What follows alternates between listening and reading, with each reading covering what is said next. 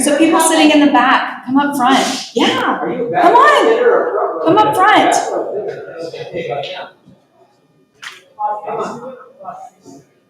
We're shooting video, you don't want nobody there. Come on. Yes. Come on. Come on. Y'all know I don't like to talk to myself, so come on up. I will talk to myself, but I prefer not to. It's usually ChatGPT. I like to talk to ChatGPT too.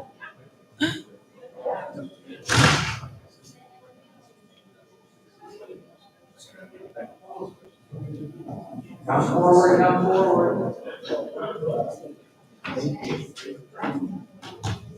I have a microphone. I got you one. All the information is at the front of the group, in case you didn't know. All of the information, all the education, all the money is at the front.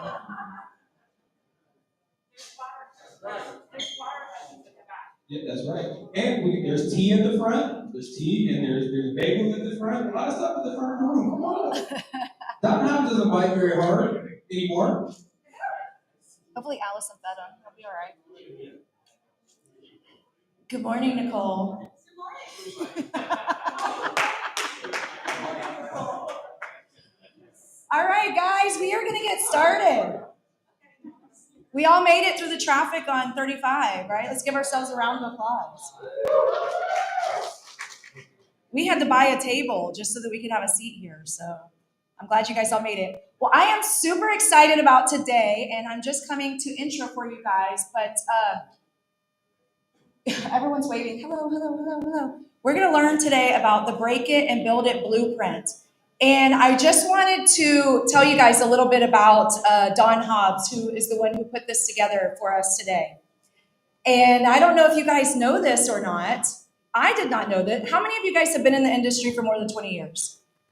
Wow, see, you guys are going to know this. Maybe you already know. I don't know. I was very surprised and alarmed. But I had the pleasure of knowing Don for a couple of years. And I was in Scottsdale with his significant other, with Allison, and we were sitting there speaking. And we have two Dons in our life. We have a Don and a Dawn. And so we call Don often Don Hobbs. And Allison was speaking and communicating with somebody else. And I said, wait. I said, Don Hobbs is the Hobbs of Hobbs Herder. Did you guys know that? All right, and for those, yes, they already knew. I'm sorry, I was blown away. I was sitting at dinner and I was like, can we call Don and tell Don on FaceTime how shocked I am that he was the Don Hobbs of Hobbs Herder? Hobbs Herder was one of the first marketing agencies. We used to have those. It wasn't just social media for real estate. And I did not realize this, but it was started in 1986. Not to age you. It was a great year. Yeah, perfect. I was learning to walk. It's okay. I'm just kidding. But anyway, so we are so incredibly blessed that Don has moved to DFW to make this his home and is so influential that he's bringing speakers like he is today. So I've been incredibly influenced and blessed to have him here. But Don is a really big deal is what I'm getting at. I think that's what I'm saying, Allison. He's a really big deal. But Don actually started in the real estate industry at the age of 18. He worked with Jim Rohn and the young Tony Robbins. So you guys, we are really incredibly honored to have him here. He was also the top 25 most influential people in real estate and the former president of Success Enterprises. So I just thought he was a friend who helped me learn how to play pickleball, but he is not. So without further ado, I'm going to turn the microphone over to Don Hobbs. You guys give him a big warm welcome.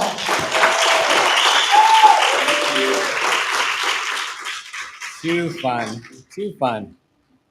Well, we are very excited to be here this morning. Good morning. We have music.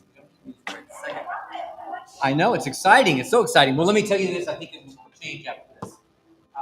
We are, and many of you are going to be involved in social media. That's the thing, right? We all take pictures. We have all the stuff. You know, speaking of concert, so we don't have any pictures of our lifetime because we took hard copy pictures. We don't have all the stuff. So we don't have any pictures of concert or nothing. So I want you to take lots of pictures today. I want you to take lots of videos today. I want you to take lots of stuff today, day to day. And We want you to post it there so everybody can have access to everything that is done by all of you, okay? We're not just gonna like make it my pictures. We're gonna make it our pictures. We're gonna make it our videos. So grab it up, Jack. We'll put this up a couple times, but I want you guys to know that's where we're collecting stuff. So I'm excited about today because this break it and then build it conference was thought up maybe 3 months ago. And we really wanted to have something that's going to do two things. Next month, we're doing, next month, October, we're going to do a program that's going to be really leading into the new year. And when do you start the new year? When you start the new year in the old year, right? You start the new year in the last quarter of the year, and you start thinking about momentum. I see this as being the beginning of that. I see this as the beginning of that because I think truly we have to realize that we are in a place where everything we start doing now, the activities, the calls we're making, the people we're meeting, they're not closing next week.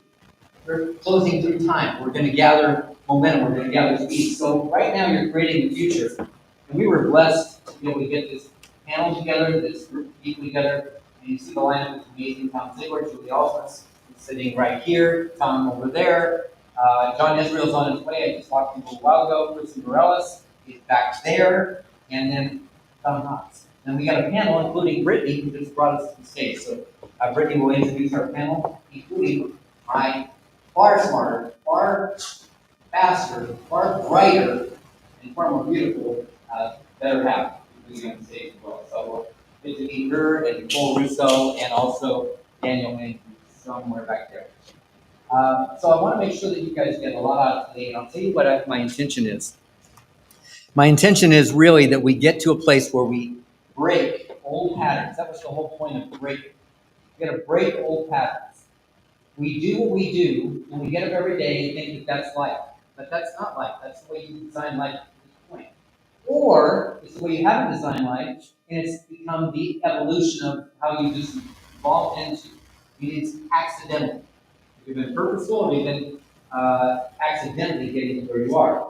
I'm just like that. That's just the way I am. That's not true. That's the way you let yourself become. That's the way you were once raised, and you stuck with it. Everything's changeable. Now, the result of change takes time. Change takes a second. You make a decision, you make a commitment, and you change. Now it's when you keep that going, and you turn that into an ongoing thing, and you turn that into a habit. By the way, my friend Brian Johnson, when I met him, beefcake that he is, enormous arms, enormous legs, his arms are bigger than my thighs. When I met him and I said, how do you do that? Like that, or I said, or actually what I said was, how do I buy guns? Where do I buy guns like that? And he described it at the gym, which I didn't have any clue to buy stuff like that at the gym, but he did. And when he told me what it takes, 45 minutes a day to an hour and a half a day, 5-6 days a week, and he had his routine, he told me what it is. I'm like, how do you do that? That was my question. How do you do that? And he gave me the solution that will keep me stay with me always. That is, he said, it's just what I do. Now there's a writer downer if you want to take something down, because when the good things that you want, the habits that you believe are going to take you where you want, become just what you do. They become just who you are.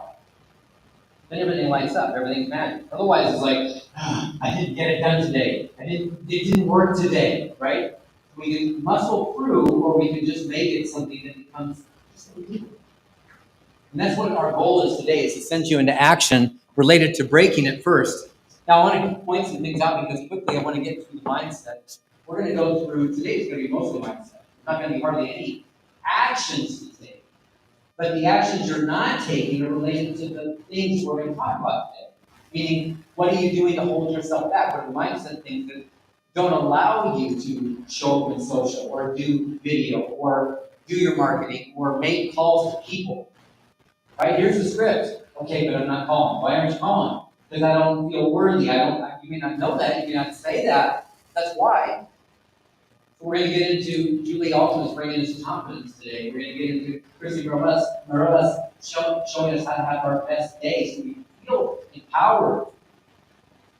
right? Then we become that next level person. So this cash flow quadrant came out years ago. If you know from Kiyosakians, wrote a whole bunch of good books. Well, one of them is called Cash Flow Quadrant. I'm going to point to it very quickly. I want you to write down a couple notes about it. Because the four quadrants, you start with the top left, which is the E, the employee. I think everybody here is kind of moved out of that. Okay, moved out of that. Said, I'm not going to be an employee, I'm going into real estate. The challenge is for some of you, you're still acting like you're employees and you're waiting for your company to fix whatever it is that's not working. That employee mindset doesn't work in real estate because you're in business for yourself. Which, by the way, is yes, self-employed. Well, the challenge with self-employed is that you're in charge of doing everything. It's me, myself, and I. So that the words I'd like you to write down next to S is I do it. I do it. But it isn't me, it's up to me. I do it. Now, when you realize that you're in a business, I'm going to show you in a second what that means. When you're in a business, a substantial business, a high-producing, high-earning, high-profit margin business, more than a clothing store, more than a gas station, I mean, like high margins. When you realize that, what you start to also understand is that B, where you want to go, at least to B, which is the business owner.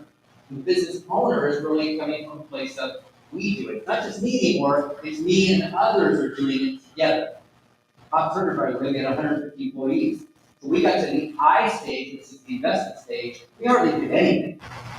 Right? We'd show up 6 times a year for a big program, have all kinds of people in the room, and staff everything. So it got to the point where they do it became how we got to freedom. And for all of us, that's where we're headed. We want to get to the B, we do it. So we can take vacations and come back and things actually stay together, we didn't lose out. And then we got to get to the I stage, which is the investment stage, where I now own it all, and I'm not in charge of everything. In fact, I got people running. So that's where I wanted to make sure that you get this, because you may be acting like an employee in a highly profitable, investment-oriented business. And if you don't get that, you're in a place wrong. So here's my take on it. I believe you're in the 7-figure business, and I've said that for years. I've said that since the 90s, when people were making $1 million a year in real estate. And today there's thousands of people making $1 million a year. Thousands. It isn't like, ooh, somebody's doing that. Today it's not everybody, a lot of people, everywhere you go. Small town, I live in Montana. In every city, you've got people that are making $1 million a year. What I also understand is the purpose of business is to serve the life of the owner. Who's the owner of it? Who's the owner of your business?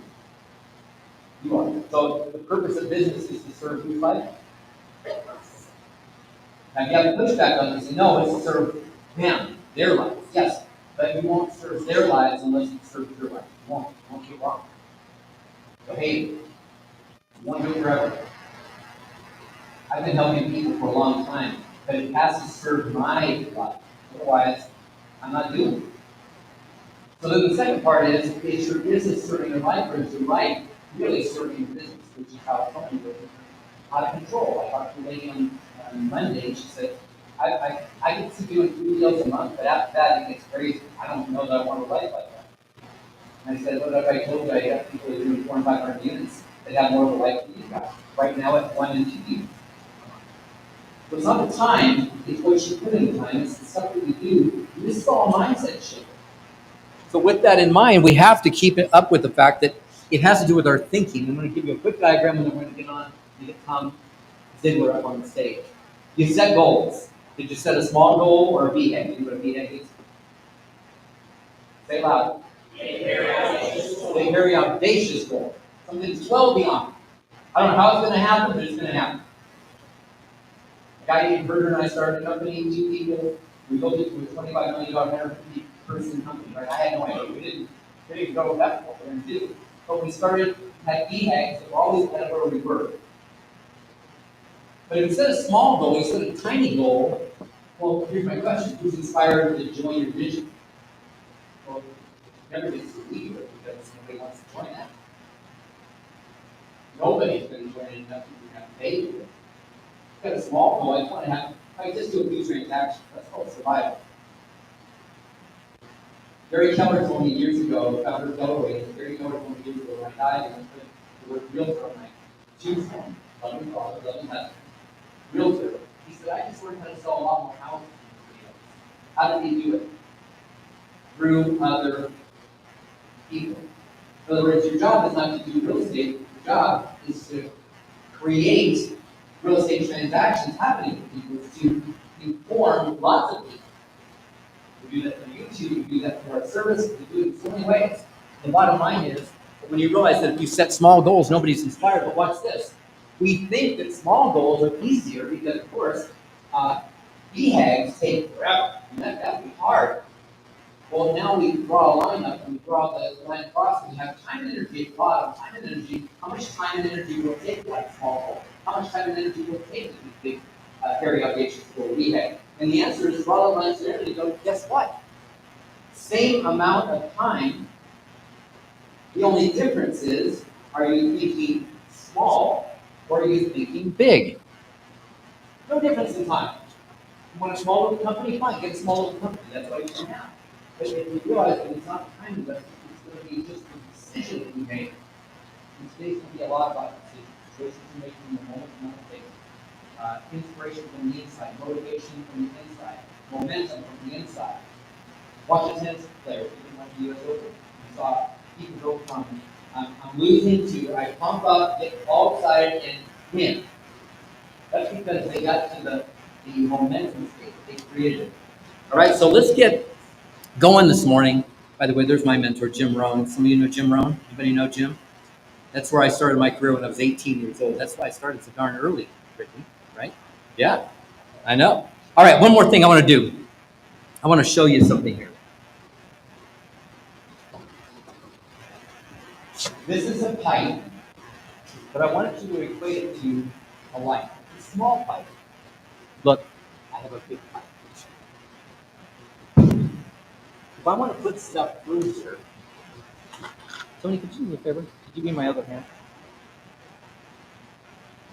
I can put things through here, but I can only put small things through here. If I got a small light, possibilities are tiny, everything seems small.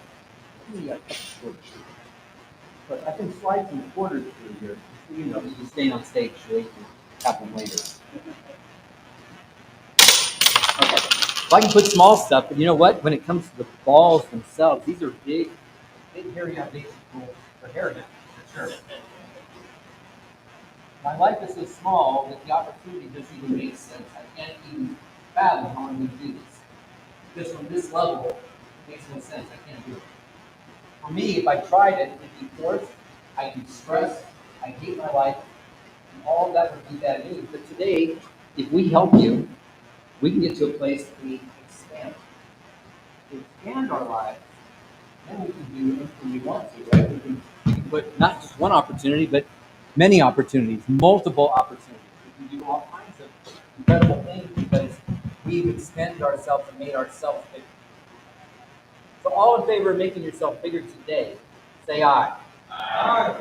That was pretty weak. All in favor of really making today like a day of change, say aye. Aye. Okay, so Tom, I think that's our job, okay? I'm going to bring Tom Ziegler up. Tom and I met some years back. Does that make sense?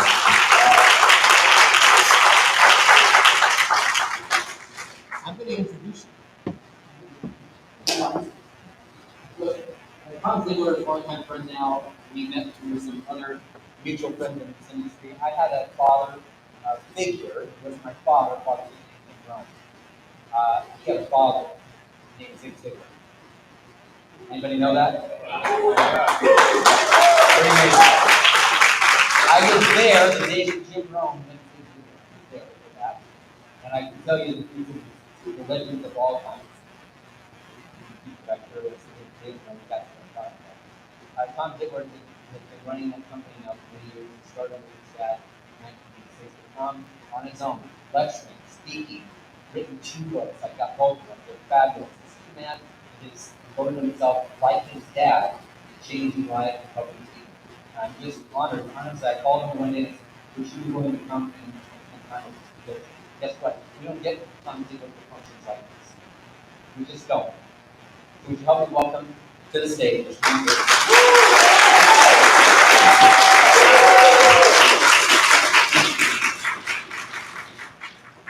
You're welcome to put it here or there's a filter. Yay. Fantastic. So, a quick question: how many of you here today didn't see me before or else this is the first time? That's pretty good. Yeah, I'm honored to be here. Everywhere I go, I meet family. I didn't know I had legacy and influence. And what's interesting, talking about Jim Rohn, is one of the top communications that I ever saw on my do is when he gets on the stage at the same time, and it was a Brian McKinney event. And what Brian did is he would ask, my dad a question, then he would turn to Jim and say, what do you have to say about it? Well, whoever got to go first took the low hanging fruit, and the second person had to go eat. And so I saw Jim and Dad go back and forth on this life plan. You can actually find that presentation on the Disney's podcast. Well, I'm just excited to be here today. I'm going to share a little bit of wisdom that I learned from my father, that I've studied, some ideas on how you can change your life. Do I still have 50 minutes or time do you have? Just tell me when you want to be done. What time do you want to be done?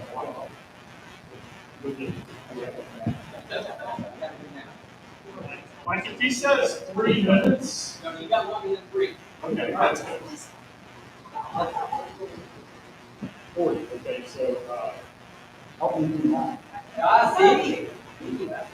Yeah, so 10:20. And I only took 8 minutes. 10:20, we're done. I like to have fun. Is it okay to have fun? Is it okay to learn some things and have fun?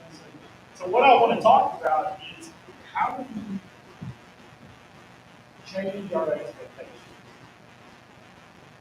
How many of you know that our expectations really determine what we expect out of it? Y'all ever notice that? It's an amazing thing, our expectation really does put the ceiling in those things. So I'm here to talk about, let's jumpstart our expectations.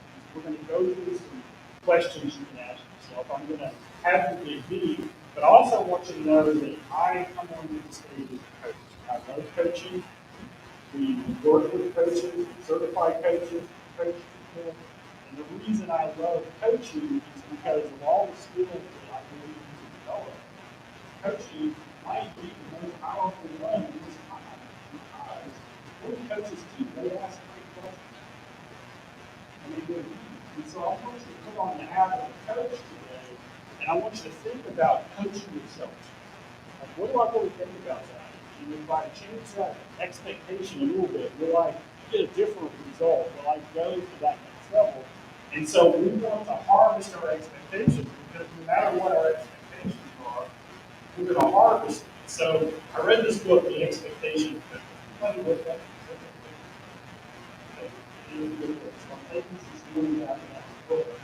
And the first one, okay, anybody here a nerd? There's only like,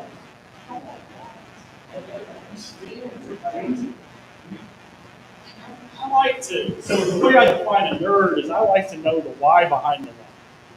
Like you can study or understand why something works. I just kind of go with it. So I'm reading this book, The Expectation Effect, and to start doing these things, the first thing I want you to do is Thailand. So in Thailand, the people have no honor.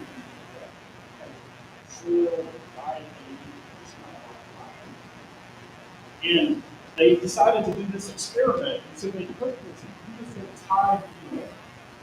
And they took 2 groups of Thais who had already done the blood test, they knew they were low iron.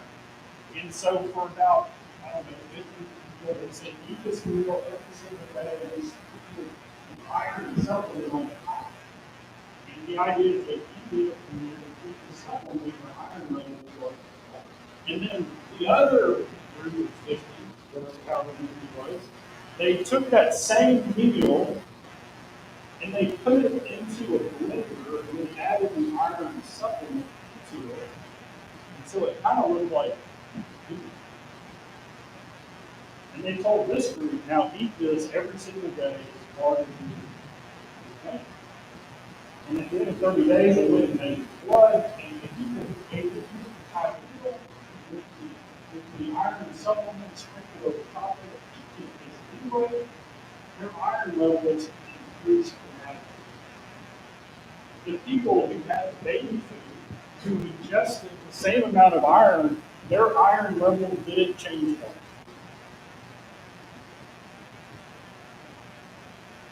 Because their expectation was this is not appetite. This is actually change their digestion. Y'all believe that? Like what we expect physically changes. So they did another study and they just shaped shape this group of people and divided in half so that two groups tried to do these studies and they said, hey, we want you to drink this nutrition shake, it's awesome, and we're going to add this into your routine, and what we want you to do is record everything else you eat during the day. And so for like 30 days, they tracked the total calorie consumption. They did the same thing with the second group of people, except they told them something else. They told them a lie. They said, now this shake has an interesting property. When it goes into your stomach, it turns into solid. It takes a long time. But the group that was told that, on average, ate 400 calories a day less.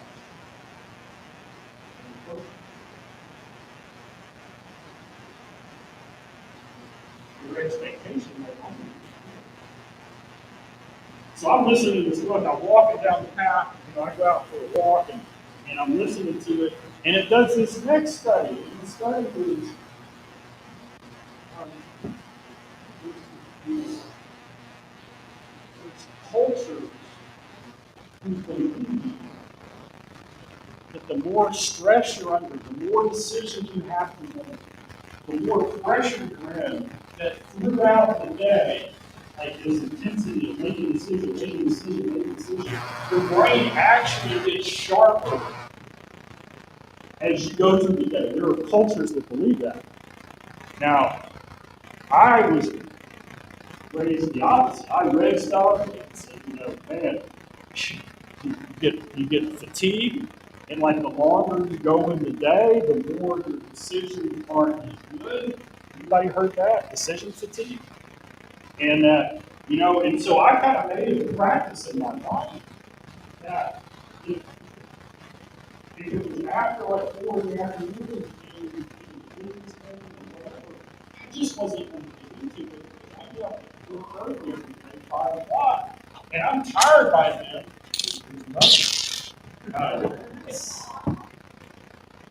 And so later in the day, I'm just turning it off. Right? I'm not going to make any decisions. And so they took these two groups of people who've been kind of trained up, and as you go through the day, if you're under a lot of pressure, you have to make a lot of decisions, and you get tired, your decision quality is going to go down, so put it off.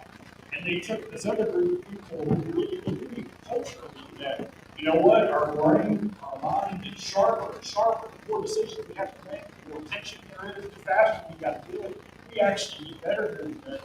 And they did this experiment where they took these two groups of people and made sure they were, relatively the same at the start. They gave them a test in the morning to see how their IQ was, and then they ran them through these things, and the ones that they made it stressful and tension and everything else, and they gave them a different IQ test at the end of the day. And you know what it showed? That both groups were right.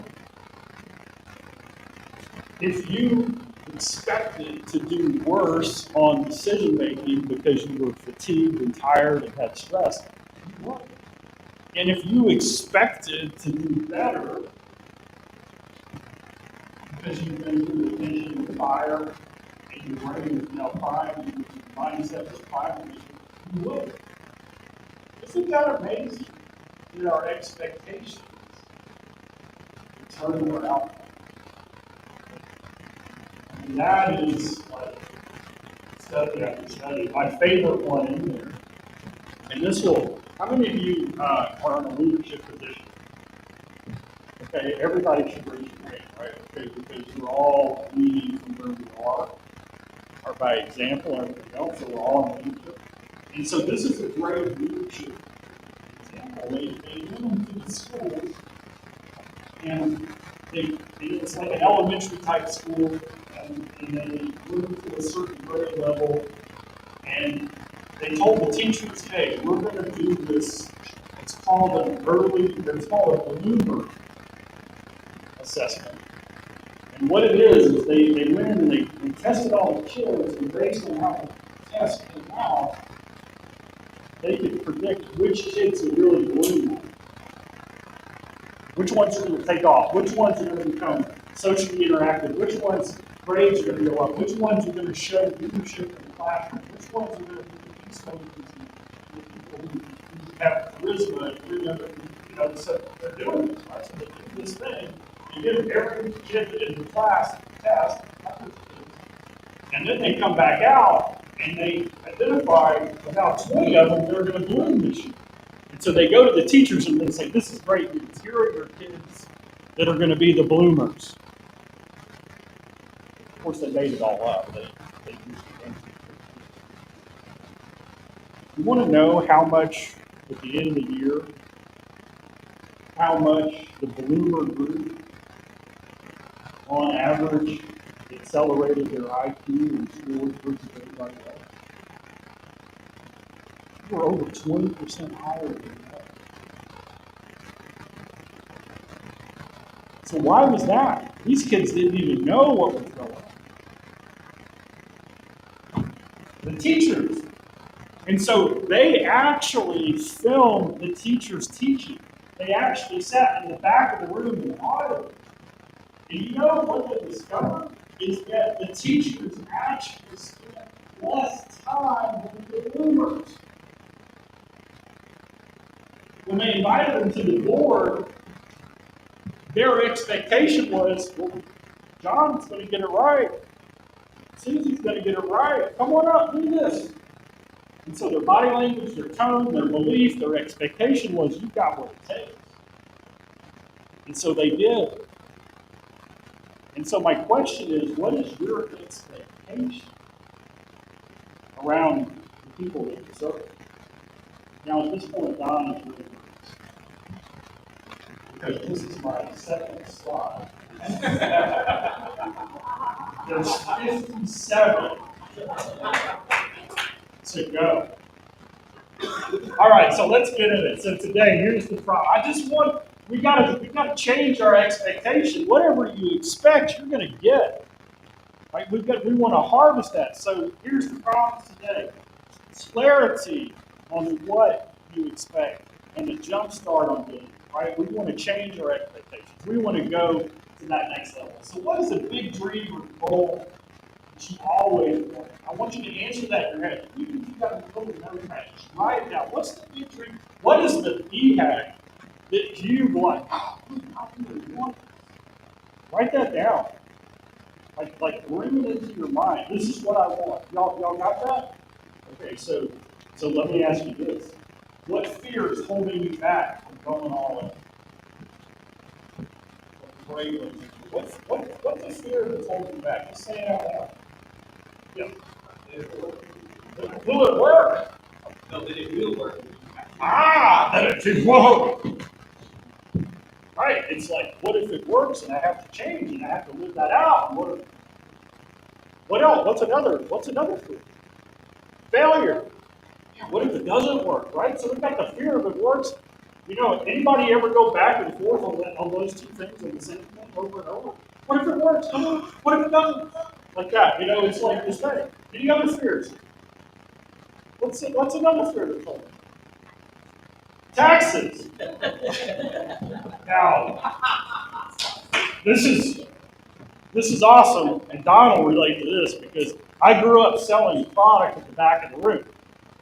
And one of those programs is called Secret to Sales, maybe the greatest sales program ever recorded by anybody in the history of time, right? That thing has made people into knowledge. And people would come to the table and they would pick it up and I'd go, be careful. Guess what? Don't change the back.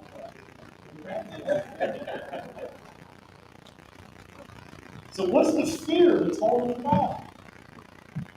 So I want you to use your own mind, write it down. On a scale of 1 to 10, how much is it holding you back? What is it? Say it out loud.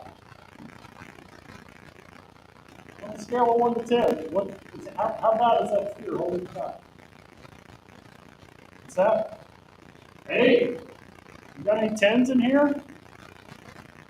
9? I mean, it's a big number, isn't it? It paralyzes, it keeps us from moving into it. And so this illustration, I heard this illustration and I was like, so,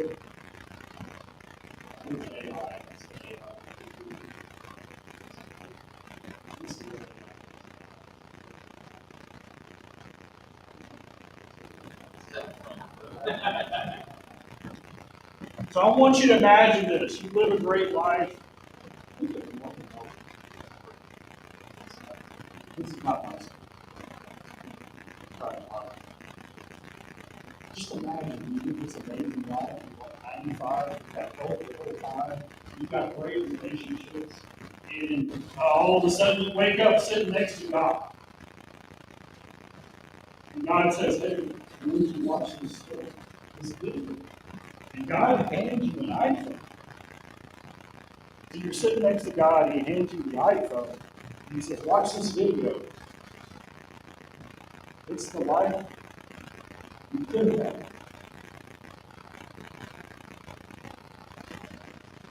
If you just gone with the nudge, if you just stepped into it.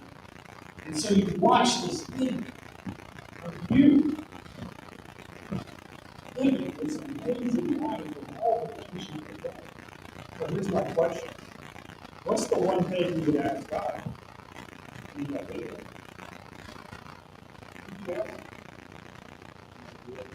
A do-over. Can I go back? Can I go back into time? So here's the awesome thing. Yes, today is the day. So now, after you watch that video of your potential self, how big does that fear seem on the scale of that? You know this is the life you could have. Like this is your potential self. You just done it. Is that fear relevant?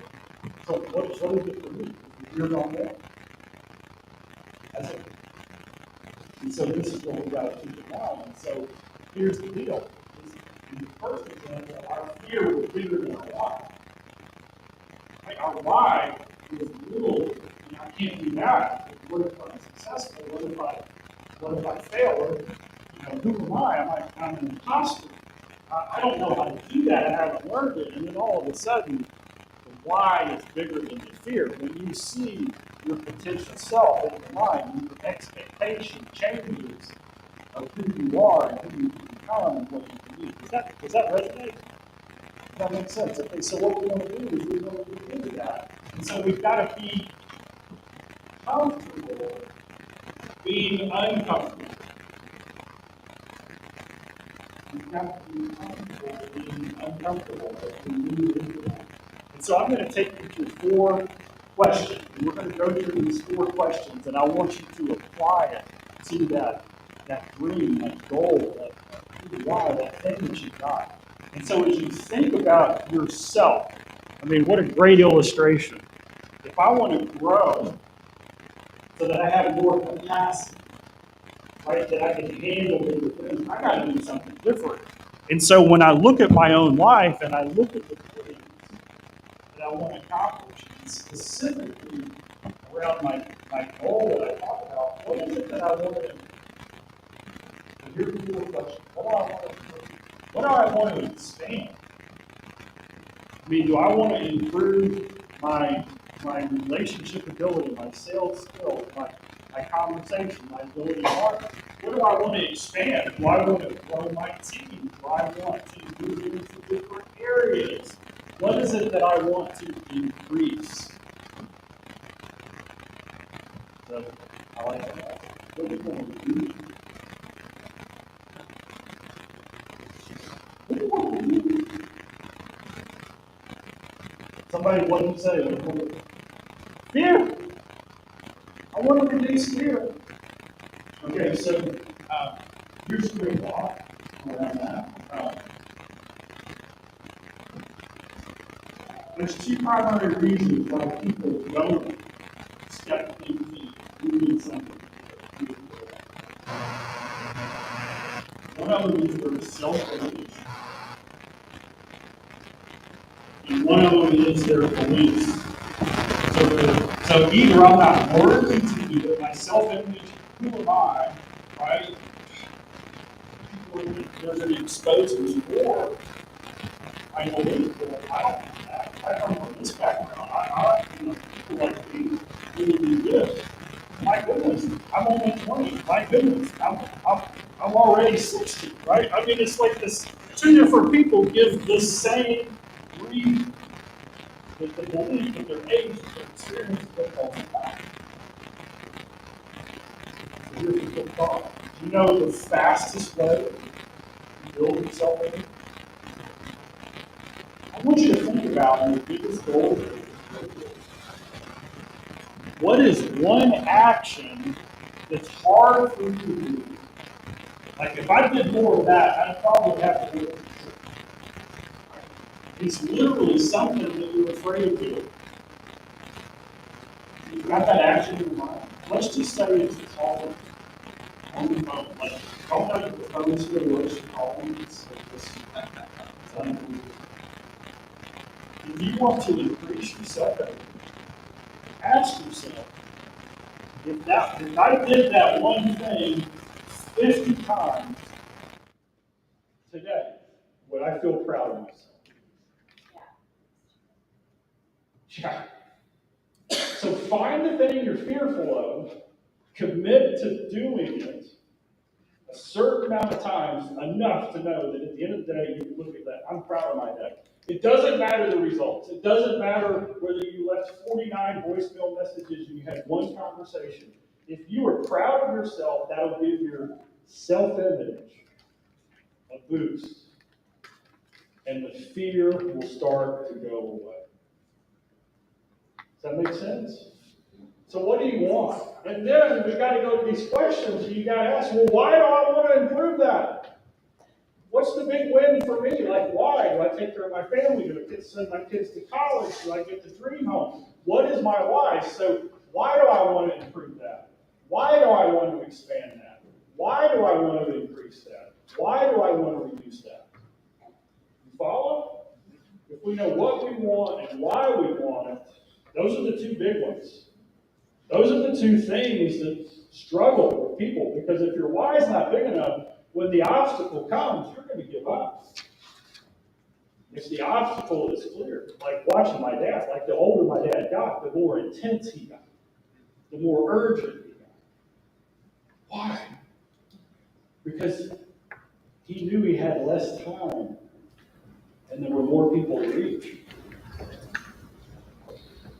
So his urgency went up. It's like most people, you get to a certain age, a certain level of success, let's just coast it in, let's just take it easy. Totally different why from him. My dad was clear. He wanted as many people as he could to come with him. Right? He wanted to share the good news. He wanted to be an impactful person in their life so they could have the life that they wanted. So when we know what we want and why we want it, we just dig into this quote, because these 5 questions are in this quote. How many of you have heard this before? You can have everything in life you want if you will just help enough other people get what they want. And so you can have everything in life you want. So what do you want? Why do you want it? If you'll just help enough other people. So who are you going to help? What's the problem you're going to solve? Who are you going to help? Does that make sense? So now I'm thinking, this is who I'm going to help. This is who I'm going to help. Fantastic. We got to get to the next question. What do they want? I don't know. Have you thought about asking them? I mean, what do people want in the home buying experience? Did you know it's different for different people? Right? I'm the nerd. Like, not only do I know what I want, but I gotta believe that I'm getting, this is the best choice for me. Other people have different criteria. So we ask people, what do you want? And then you gotta come up with a plan. How am I going to help them? So we got this big goal, this big dream. And we know what it is, and we know why we want it, and then we figure out who are we going to help? Who are the people? Have you got an avatar of who you serve, like who your ideal client is? I love people who say, I serve everybody. Man, that's tough.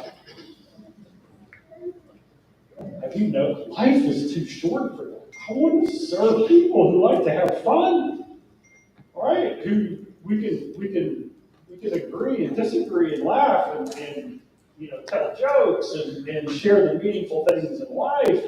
And I hope that we remain friends after it. So I have a pretty clear idea of who I want to do life with, who I want to do business with. Have you articulated that? And do you have the plan for that? So here's my question to you. Do you expect to get what you want?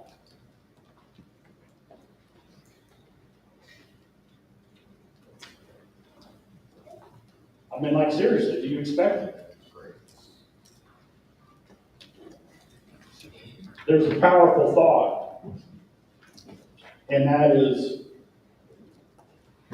just imagine for a moment. Like, I get up in the morning very early, 4:35. I go into my office. I have this quiet time, and one of the things that I'll do is I will go into gratitude, and I'll start thinking of things that I'm grateful for. And then I will, in that moment, I will envision what life is going to be like. I will see my life, and then I thank God for that as if it's already happened. It's an expectation.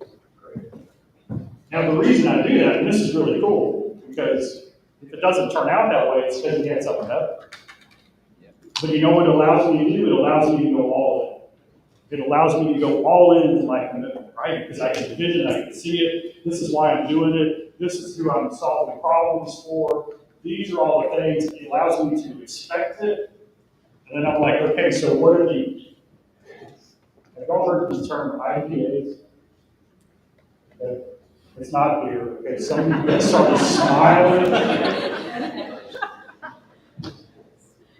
Started smiling.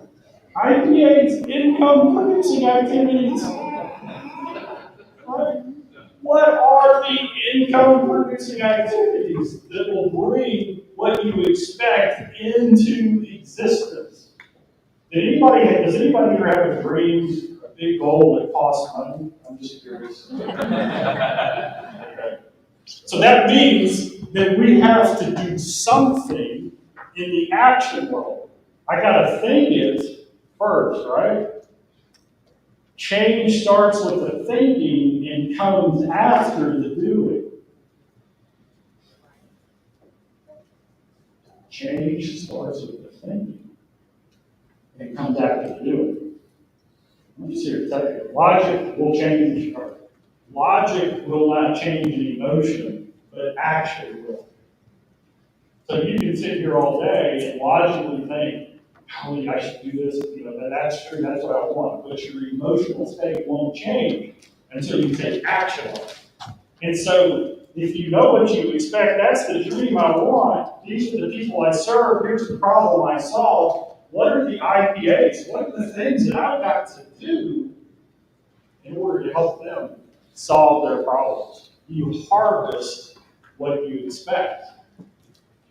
You don't expect much, you're not going to harvest much.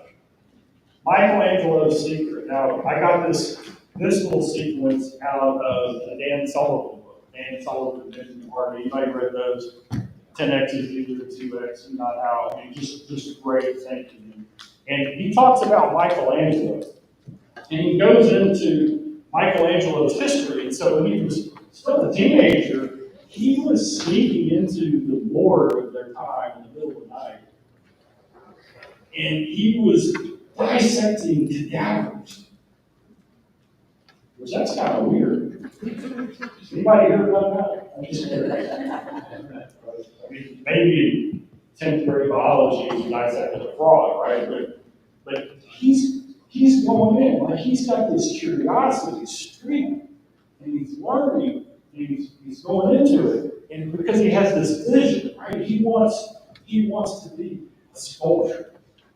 And then he takes all of his savings and he buys this big piece of marble because he sees in it something. Now, here's the thing: is he bought the marble before he even had a commission. And then he got the commission to go do this, and he said yes before he had the skills to do it. So he puts his life savings into something that he had no hope of the future of. He was just expecting it. Then he gets the commission, and they say, we want it, and we need it to look like this. He didn't have the skills yet. He had to go learn them, and he said yes, expecting to learn.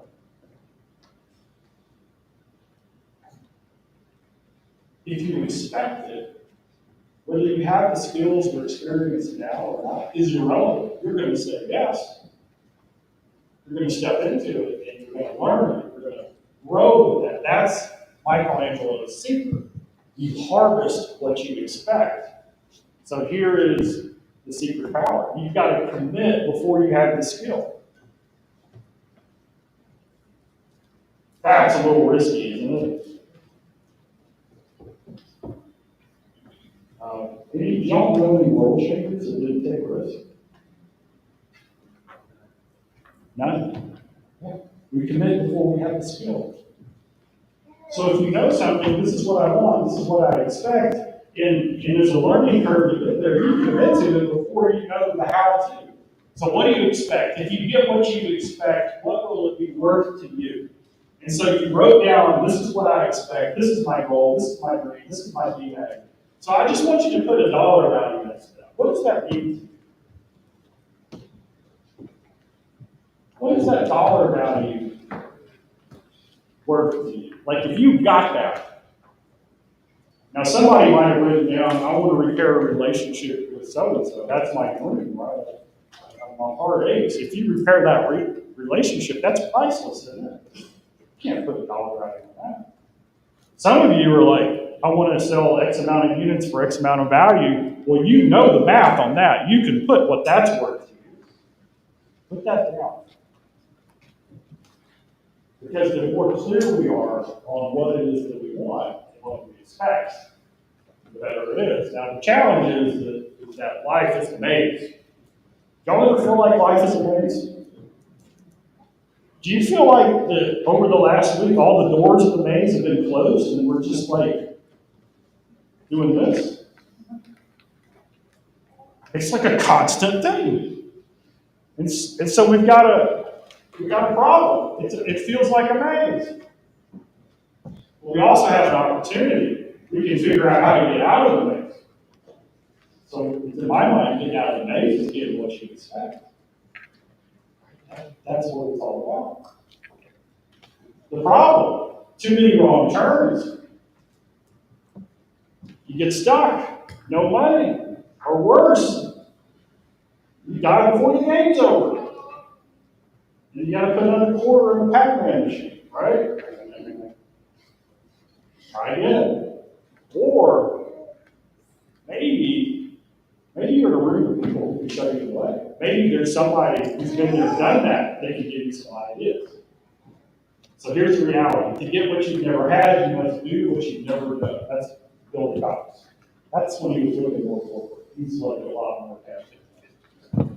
You need like the DNA energy injection of inspiration and motivation. He's your guy. I would like it. So let's try. So he's always telling me, Tom, you got to do what you've never done. You know what's the problem with doing what you've always done? Is you get less and less. It's not even status quo. If you do what you've always done, you'll get less than you used to get. Y'all agree with that? It's a crazy world. Are you kidding me? Oh my God. This is like, let's see, I can't believe it's 2025. So this is like 17, 18 years ago. Social media, this guy reaches out to me. He says, Tom, I need to talk. I'm kind of in a career crisis. I go, great. So back then it was safe to talk to people on the phone. I don't know. It used to be that way. So I said, hey, yeah, I texted back. I said, here's my email, here's my phone number. So I call him, we changed, and he said, Tom, let me give you my story. This guy's in real estate. He goes, do y'all remember what happened in 2008, 2009? Anybody live through that? Okay, so this guy's the poster child. He says, Tom, here's my story. My wife and I were making together in our brokerage about $40,000 a month. They're taking home $40,000 a month. That's what they're putting in their pocket. They're making $500,000 a year. And he said, we were all in. We bought a lot of real estate, investment houses. We're doing the whole thing. All of that stuff is rocking. And he says, and then the mortgage meltdown. He goes, Tom, in a few months, we went to making $40,000 a month to together bringing home about $4,000 a month. So you know what happened to the properties? They lost them. He goes, Tom, my wife and I almost lost our marriage. Like this almost took us down. So now it's a few years later. He said, Tom, we've been hanging on by a thread. We've been going. He said, Tom, I'm thinking about quitting real estate. And I said, are you kidding me? Let me give you the time. I said, are you kidding me? And he's like, what? I said, are you kidding me? He goes, I don't know what you mean. I said, is it okay if I ask you a couple of questions? He said, yeah.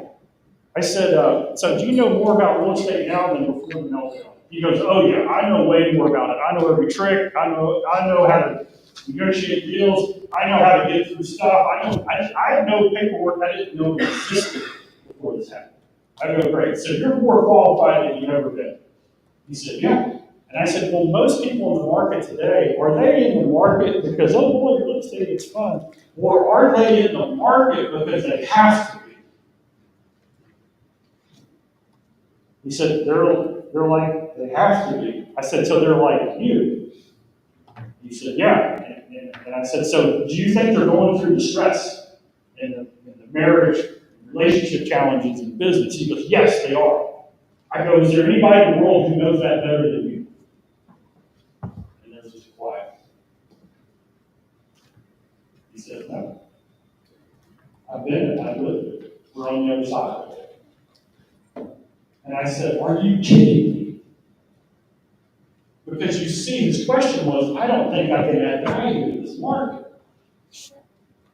And the reality was there was nobody better to add value to that market than him. So we let it breathe.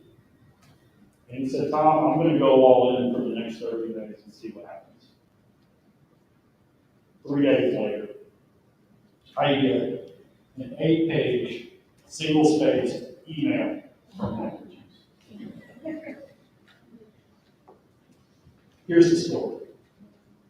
So he went and bought a bunch of names who had been delisted. So I'm not a real estate guy, so I guess it's people who had a realtor, their house fell off, and they chose not to renew that. So he says, I went out of the delisted thing and I started making calls. And I call out and I get this lady on the phone and I said, hey, I saw you delisted your house. I'd love to represent you. And the woman in a depressed voice says, don't waste your time. My husband and I are in the middle of a divorce. He will never agree to it. It's the intentions. And he said, is it okay if I share my story? And so his expectation was that the reason he thought he could before was the very reason that he could. And so he said, my wife and I almost lost our marriage. And all these things happen. I get where you're coming from.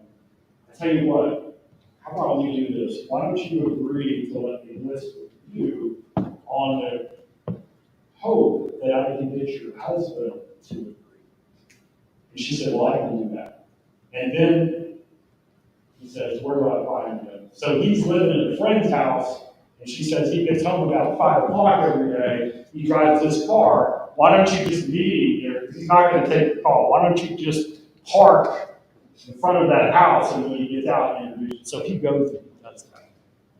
So this guy gets out of his car, and he gets out, and he says, hey, Mr. So-and-so. The guy turns, he says, hi, I'm so-and-so, I'm a real estate agent.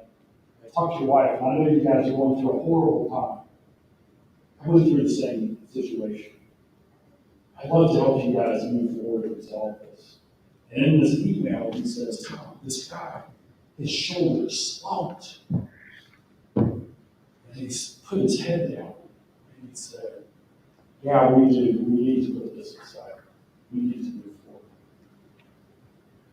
You see, sometimes the very reason we think we shouldn't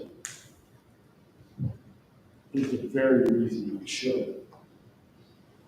And so, I want you to look at your own situation. What is it that's keeping you from going that direction?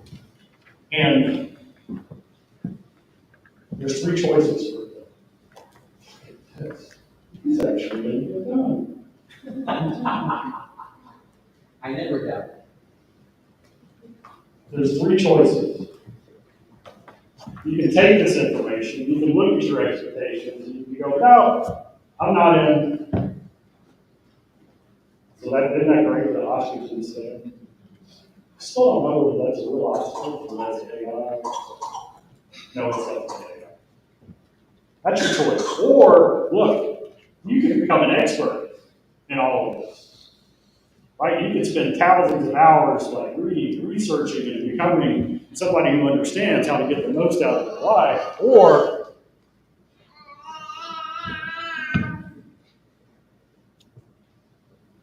you can engage in coaching.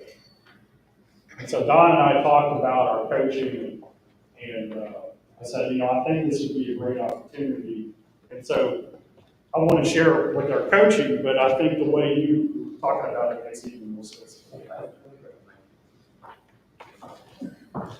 So we don't usually let people sell in our room. Okay, we really are dead set against it. But first of all, this man is Mr. Ziegler. And second of all, when we started talking there you go. We started talking about it, and I got to tell you, I spoke for your coaches, I guess 4 years ago, or yeah.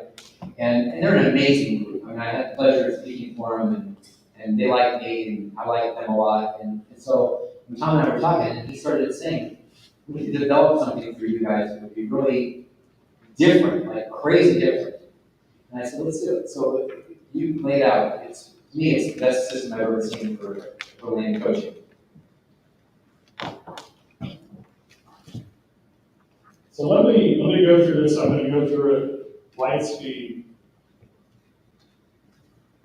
because I believe in coaching. And there's reasons why people don't do coaching, okay? They don't trust it. They don't know who it is, right? It's not a fit. It costs too much. Like, these are the reasons that people say no to a coach. Like, how do I know? Well, we kind of make it easy. All of our coaches are Ziegler certified. We guarantee it.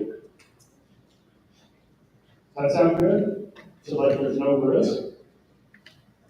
4 life-changing sessions for only. So let me just ask you, what do you think the only is going to be? 4 sessions.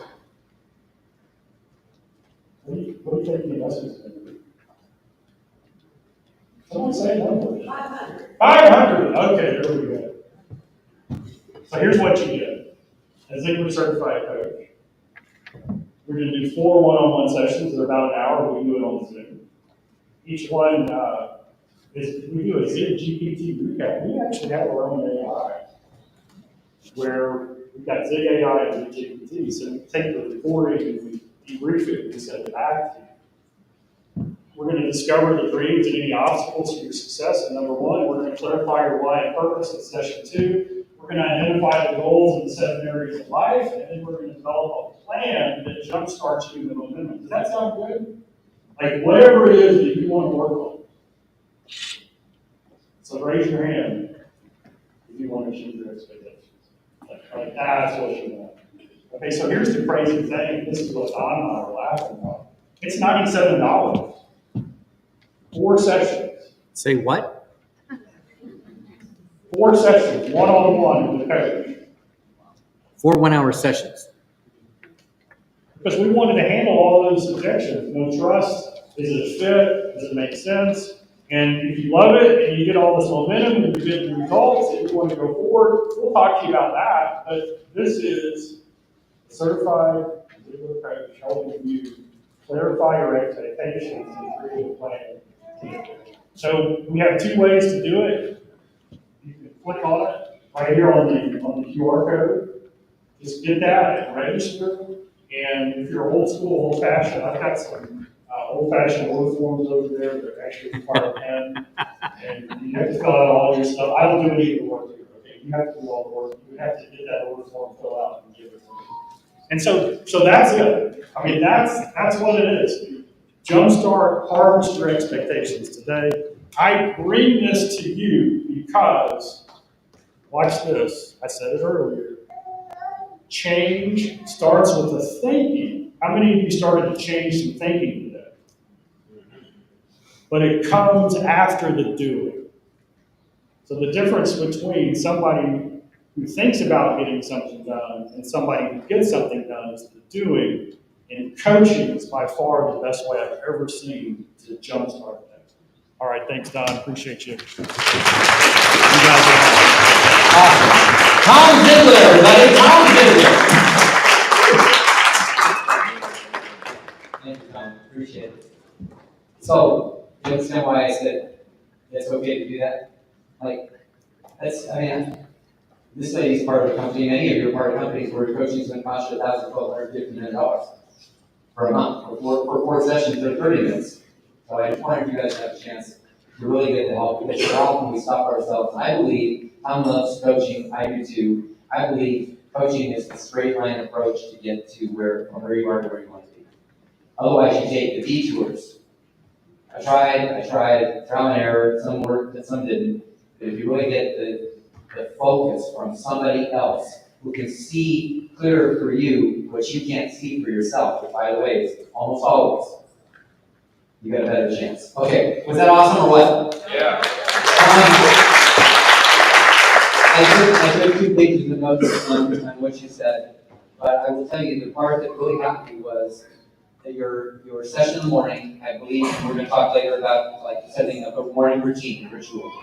But what I loved is setting goals, going into the future, setting goals, and then being grateful for what has happened in your mind. It was fabulous. Like, I don't know if I've ever thought of it. To be honest with you, I think that's fabulous. Okay, we're going to get to Christy Morales next. I want to share with you just one quick thing. There's the man. By the way, anybody here ever get to see Zig live besides Scott Schilling? Yeah, it's awesome. He was what an incredible man. I wanted to bring this to you, and I'm going to put this in between things sandwich, and I want to make one quick point, and then I'm going to bring Christy on. So this is 4 steps to leverage, and I've talked about this for years. It's been one of my diagrams that I've used for a long time. And this is really related to how do we grow bigger? How do we think bigger than grow bigger? We have to have leverage.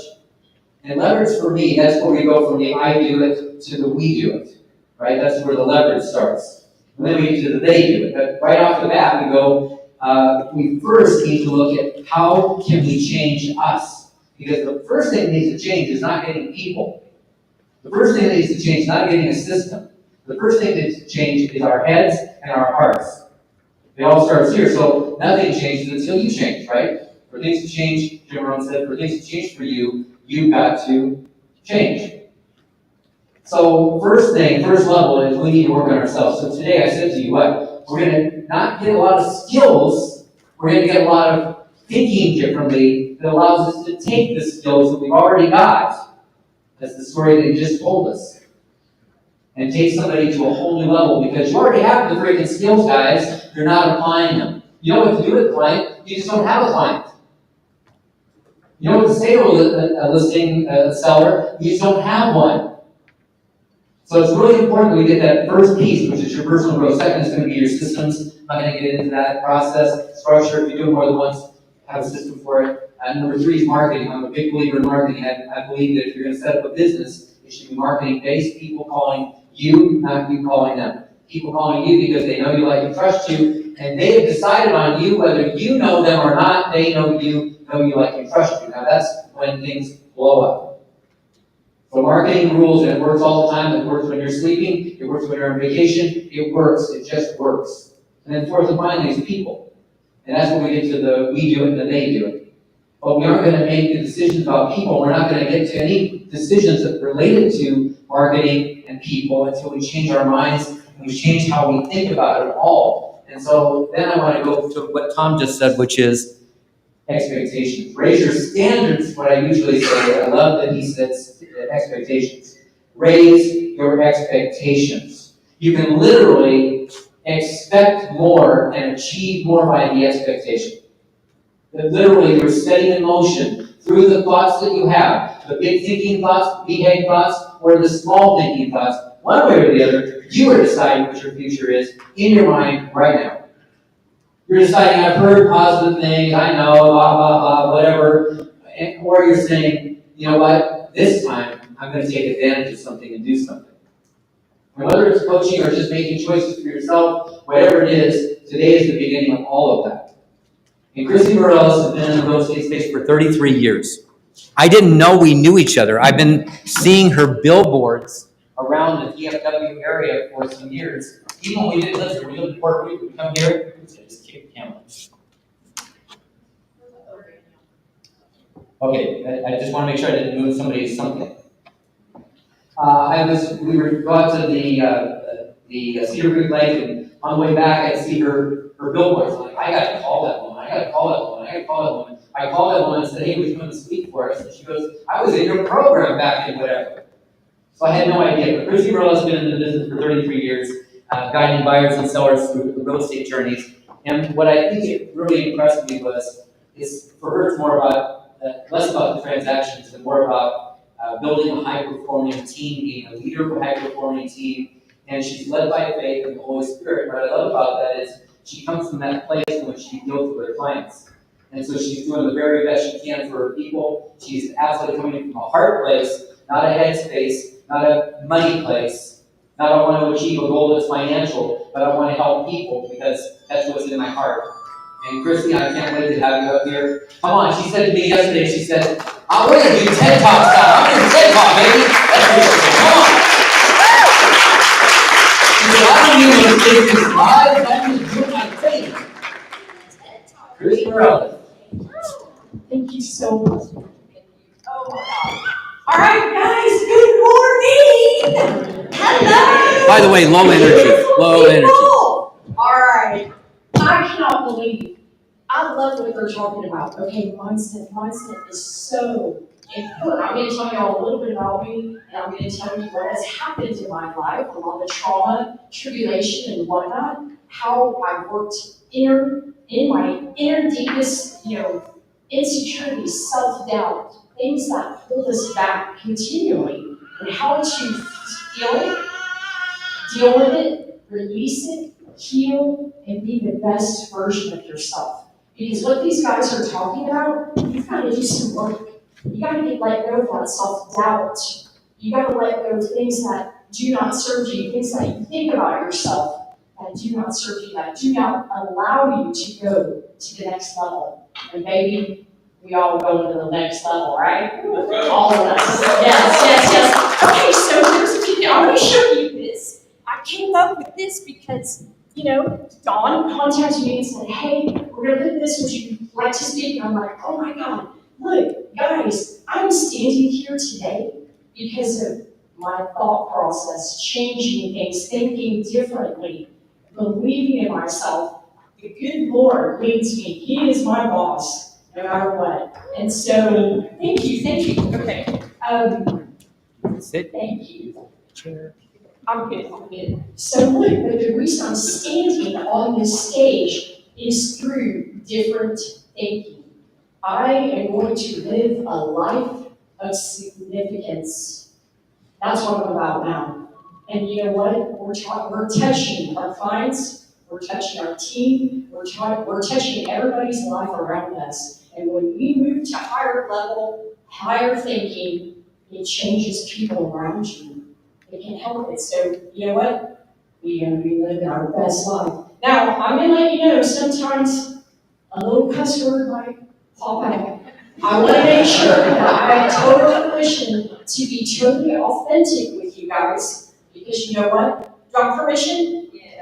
Because I don't do it any other fucking way. Alright? So this is what we're going to be talking about. But I'm going to tell you, this is just how I'm going to do it. So, when you contacted me, what's interesting as I was preparing for this call, oh my God, this is my binder, Dawn. Do you recognize this? This is from 2002. I went to Las Vegas to a 2-day event. Hobbs Herder, Greg Herder, Don Hobbs, learned all kinds of stuff about marketing and the real estate business. He's talking about, hey, Tom was talking about, are you going to risk it? What are you willing to risk? So I think I was in that room at about 20-something years old. Spent every dime that I had at that point in time to even go to this event, go to Vegas, and everything in here. Do you know that I market? I use what he learned me I taught me, even today. And what he's talking about, seeing a billboard, seeing some things like that, this is through this man. So who would have thought that the Lord would bring us together 23 years later, that the man actually calls me? And I'm like, oh, freaking Hans, are you kidding me? You don't know me, I know you. I was in your class in 2002. Oh my goodness. But you know what I did? I'm not married to that man anymore, so it's unfortunate. But anyways, I went with my ex-husband to Vegas, and we risked it all. Came back, and I said, I'm going to do everything in there. I mortgaged my house, did a home equity loan, and I risked everything that I had and said, you know what? This is going to work. We're talking about expectations here. This is about, hey, this will work. I've got the tools. I'm going to tweak things. I'm going to follow my button. What am I going to do? I'm going to pick myself up every single time. This is about perseverance, not giving up. You can't give up. If you think you're a quitter, you're a quitter. Do you know what I mean? If I'm going to quit, then it is what, So, but just thank you so much for inviting me here today, because these people, Tom Ziegler, are you kidding me? Are you kidding me? You slide. But are you kidding me? These people have shaped my life. I would have never expected that I'd be standing here, at one point in time, with them. So thank you, Lord. I am like, thank you, Lord, for showing me favor. I am a blessed fool and highly favored.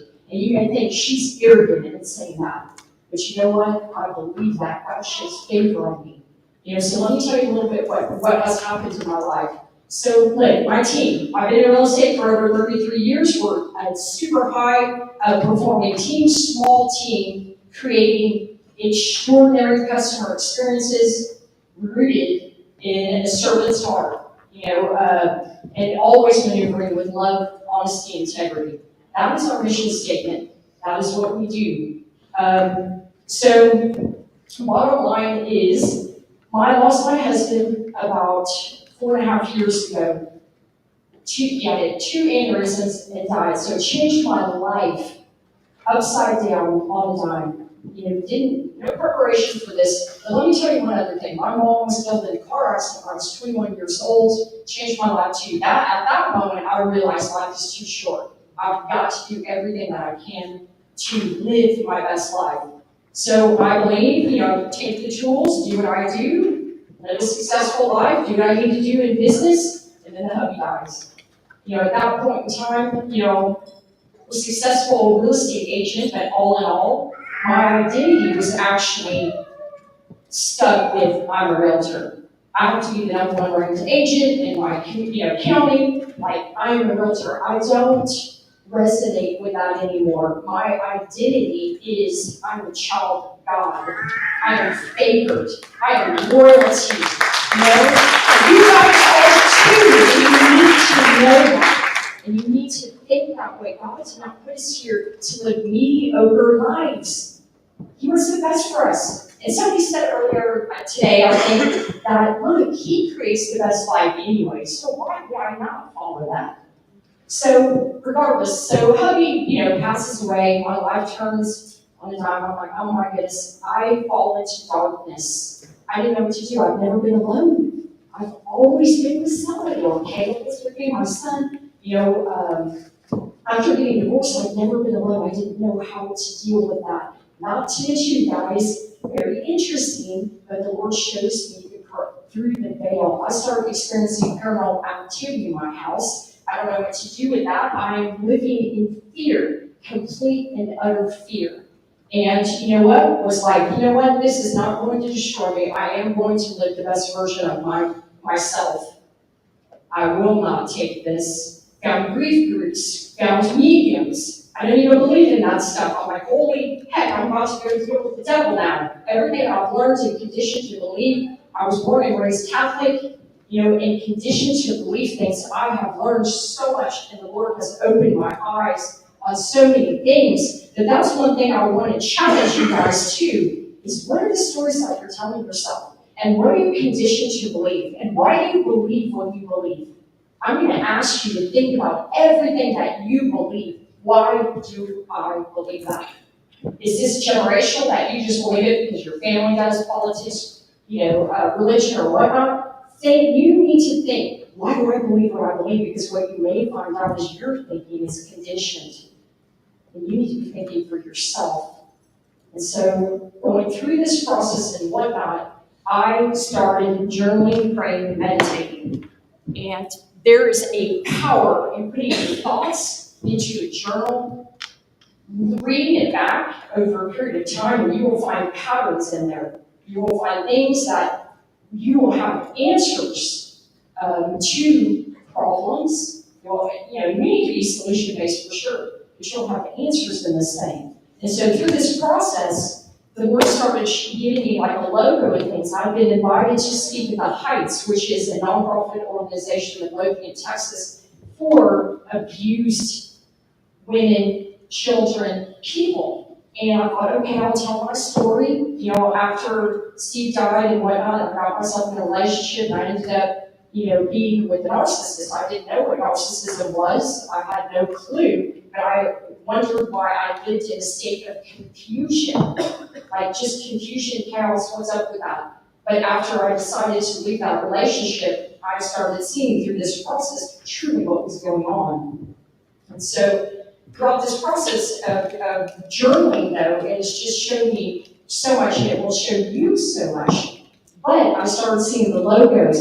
God had me create logos and things. And I was speaking at the Heights, and there was a counselor in that room, and the counselor said, you need to come work with us and speak. And I'm like, I'm not a counselor. They're like, it doesn't matter, God's shining through you, and we need your help. These ladies, these people need your help. And so I had already created the content. And so really why I'm up here is we created content called Love Yourself, A Pathway to Peace. But what was interesting when I was speaking, I had shown her this after the fact, and I'm like, I don't know, it's Love Yourself, A Pathway to Peace. And she goes, do you know you're speaking for the pathway? And I'm like, what? And so I'm like, Lord, it's amazing how the Lord maneuvers us and puts us in the paths when you become aligned. You become aligned, and it's not just that. I'm going to go back to these. I've got 7 minutes. I got 7 minutes, guys. So we're going to try to put this in here, but really what I want to go back into is, so we created a workshop. It's a 6-week workshop that will, I promise you, change the way you think, the way you feel, the way you see yourself. Now, I'm not here to tell that. That's just something that the good Lord has helped us to give back to the community, to help people, because now I feel like my mission is significant now. It is about serving the Lord, and it is helping people to live the best version of their life, and not only that, to have a spiritual awakening. Because to me, it's not about organized religion, it's about my intimate relationship with Jesus Christ. And he shows me every day who he is, what he does in my life, aligns me, and actually, I pray every day, Lord, please bring the people into my life that I need to help and that need to help me. I work for you. So before I got on here, Lord, move me out of the way, move Chrissy out of the way, you shine. I want you to shine. This is not about me, it's about you, it's about kingdom building, it's about people living their best lives and not taking any more crap from the bullshit that you talk in your head, because it's all bullshit and it's all lies. You've got to understand that. So all in all, but like, what I do want to leave you with is, $97? Are you kidding me right now? So $97, look, coaching. I've had numerous coaches throughout my whole real estate career. They are invaluable. If you can get $97 to help you just to create your vision, if you don't have one, you gotta have a vision, guys. You gotta be pushing towards something significant, changing your life, legacy, whatnot. Start thinking about those things if you're not. And there's a power in writing things down, putting your goals on paper. It's better if you're looking at them, but if you're not, your subconscious, at least keeps it in the back of your head, and you maintain those. I loved what Tom was talking about. He was talking about seeing it, feeling it, seeing where you're going. That's called manifesting. When you actually see yourself doing it, you're in front of the clients. I'm going to the listing person today. I've already seen in my mind how everything's going to go. I'm thinking about their objections. I'm thinking about smiling, laughing, ha ha ha. I'm taking this listing if I want it. And that's how I work. And that's how you should work too. We have options. It's not always in desperation. Hey, I need the listing. It's come from power, confidence, authority. Now that's created by your thinking. Tom had said something about learning. Go and learn things, whatever you feel like you're not as knowledgeable about. Become the authority, in your life and for your clients. So, I'm making confidence. Okay. Really, this is the whole, why I'm up here. It's really I love what they're talking about mindset. What you think about is kind of what you are. I'm going to change that a little bit, but if you think you're a loser, you are a loser. I don't want you to think that way. But I want you to detach from that emotion. You do not play into that emotion if you think I'm a loser. Now, no, part of what you think about, most of what you think you are, is because somebody told you. Somebody told you what you are, and you know what? You listen to it. You are not what they say. Don't listen to the lies. If I can give you a homework, an activity to do, is I want you to think about a big piece of paper and write down, what are the things that everybody has told me that do not serve me? What are the lies that I believe? What is my mom told me, my dad told me, my people that I hang on to consistently? I'm a loser, this, I'm not good enough, I'm not pretty, I'm not, whatever that may be for you. So list those out. And then really I want you to ponder on those things. Where does that come from? Why do I even think that way? And maybe root it back, oh, my mom kept on telling me that. My dad kept on telling me that. And then I want you to go look at those things and go, this is not who I am. It never was. It never was. You cannot listen to the stinking thinking that we tell ourselves all the time. It is just stinking thinking. Even if you can fake it till you make it, do that. That'll serve you better than listening to your bullshit lies. I promise you that. So, all in all, guys, am I up for minutes. We're done. Guys, just, thank you so much for allowing me to be here. Actually, even be on this panel, be around these people. I'm so excited. Like, my life is getting ready to be significant. I pray about it, I think about it, I manifest it, and I encourage you guys to do the same thing. You can truly have it all. You can have it all. Christy, great job.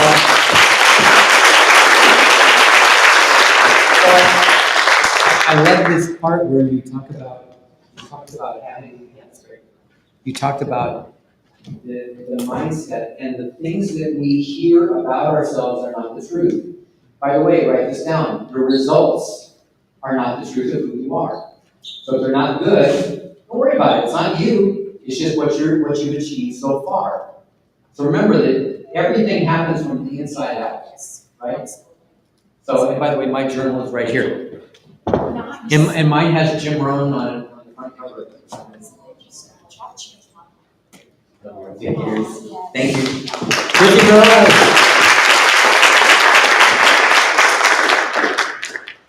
All right, so here's what she's just talking about. Where's your focus? Are you focused on what's happening and what's not happening?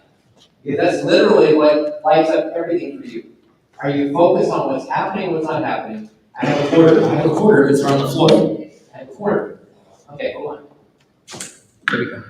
Let's see if I can do this without killing anybody. All right. Whoa. Heads or tails?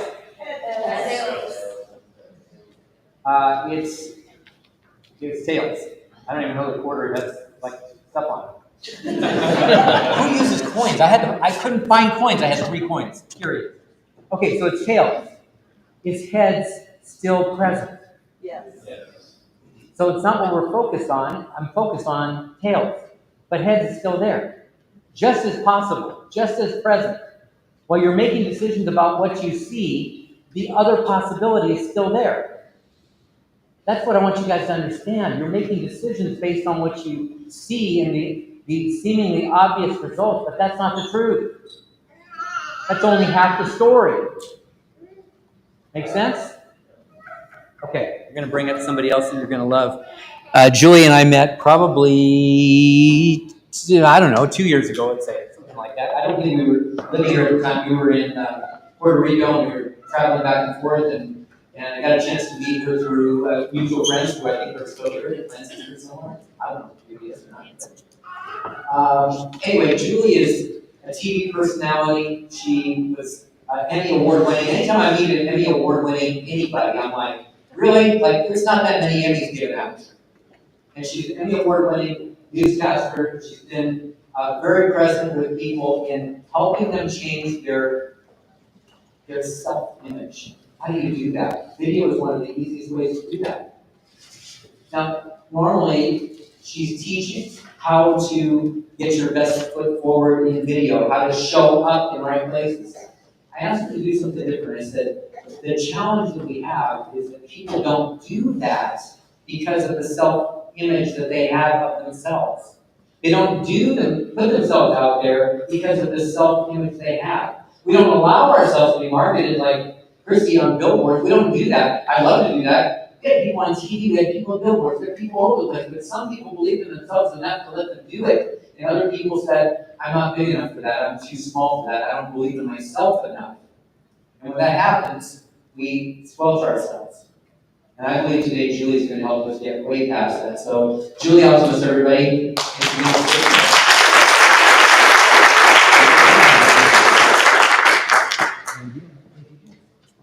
By the way, how many of you are scared of video? Get those hands up pretty high. All right, we're going to get to the root of that. I want you to think about that. Listen, I wasn't always in a place of confidence. Yes, I was a broadcaster for a while. And that actually was a terrifying moment when they said, you're hired, come, I want you to do it. And I'm going to share that story in just a minute. But I wasn't always like that. I wasn't the confident self. In fact, I wasn't even confident when I got the job. But to understand where I'm at and why I do what I do, you have to first let me share a minute about where I came from. I didn't have this beautiful childhood. A lot of you might have had good childhoods, bad childhoods. I had more of a bad one. And a lot of the confidence building things that happen to you when you're a kid just were kicked out from underneath me, one after the other, after the other, after the other. So I find myself now at 15 years old, I'm sitting next to my mom in my room on the edge of the bed. It's night. I've got the table lit, the table lamp is lit up in my room, and I'm sobbing, and I'm telling my mom, I don't have any confidence in myself. And like any good mom would say, why? Like, you're so beautiful, you're this, you're that, you're this. But you know what? The confidence doesn't come from the outside. It comes from in here. And we often miss it by 18 inches. What we think, and what we believe, and what's in our hearts. And so this is me at 15 years old, and I have to just be honest, I have no earthly idea what in the world made me pick myself up by my bootstraps and make my life different at 15 years old. But I knew shortly after that that confidence was going to be my choice. It wasn't really going to be about how I felt, it was going to be more about the actions that I took. And so I started to do hard things, one after the other. I was just picking things that were way out of my league. For example, I auditioned for Miss Dallas, and I won first runner-up. That surprised me as anybody else. And then it was Miss Texas, and then it was auditioning for a high school that I never thought I was going to get into, Booker T. Washington. Anybody know that school? And I became an accomplished pianist by the time I was a senior. So I'm off to college now, and then this is when I start my broadcasting career. But I want to just give you a couple little things that I learned about confidence in this whole little journey. There are always going to be things that we don't like, that are going to sort of nibble at us, if you will, about our confidence. And most especially, we don't like the way that we look. Because that's not the only thing, but that's one thing. When I've worked one-on-one with people and I've talked to them about why you won't get on video, they pick themselves apart. And they compare themselves to other people. And let's just be honest, you probably aren't looking in the mirror going, oh, I love my nose, oh, I love that spare tire around my waist, and oh, look at my booty, oh, all this is so good. When I turn on video, I look so fat. I know exactly what you all think. You tear yourselves down because I've spoken to enough people over the years that I realize they criticize themselves. You guys are mean to yourself. Now, probably not all of you sitting in this room, but a lot of us are downright mean to ourselves and have this self-talk going on all the time about what we cannot do, rather than what we really are good at, what we really excel at. Now, I just want to point this out, that this kind of proves my point that whenever we are looking at confidence, we're looking at it from external things. Oh, my job's going well, so I'm feeling pretty good. Oh, the market's going great, but I'm feeling pretty good. My marriage, my kids, my whatever, you fill in the blank. And the moment a thing happens externally, it crushes you. And you lose your confidence. But what I want you to understand is confidence can never, ever be about external things. Confidence is coming from here. And confidence is coming from here. And I want to share something with you. Since we've mentioned God a couple of times in here, I want you to listen to this.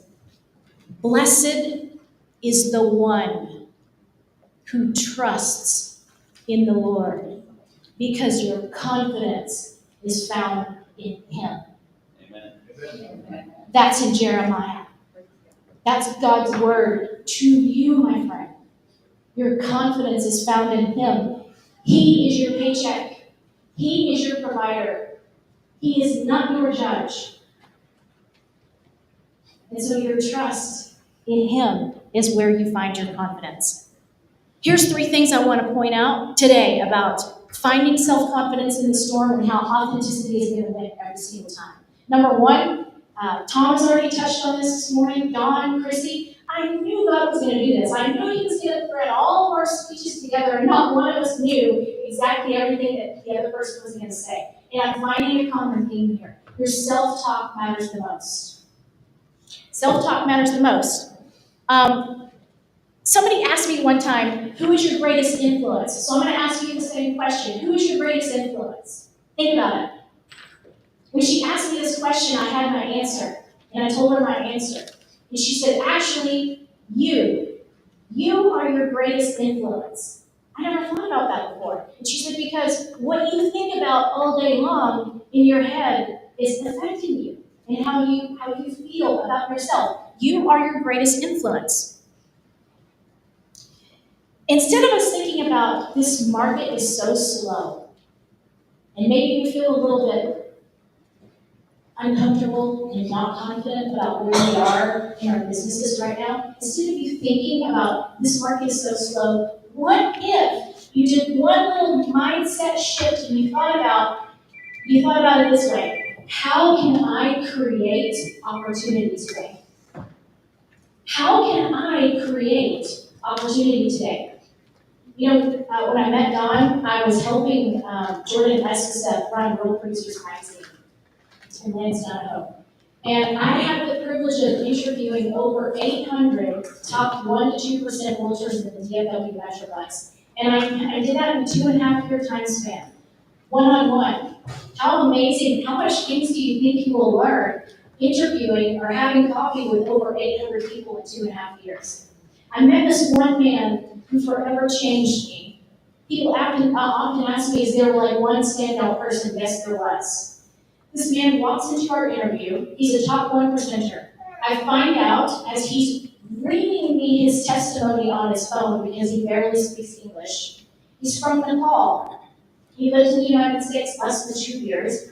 And he's reading me his testimony that he and his wife had written out the night before. And he's converting his language, his native language, from Nepali into English in front of me. And I became so overwhelmed with emotion because I'm watching this man struggle to tell me his testimony. He's driving Ubers at night.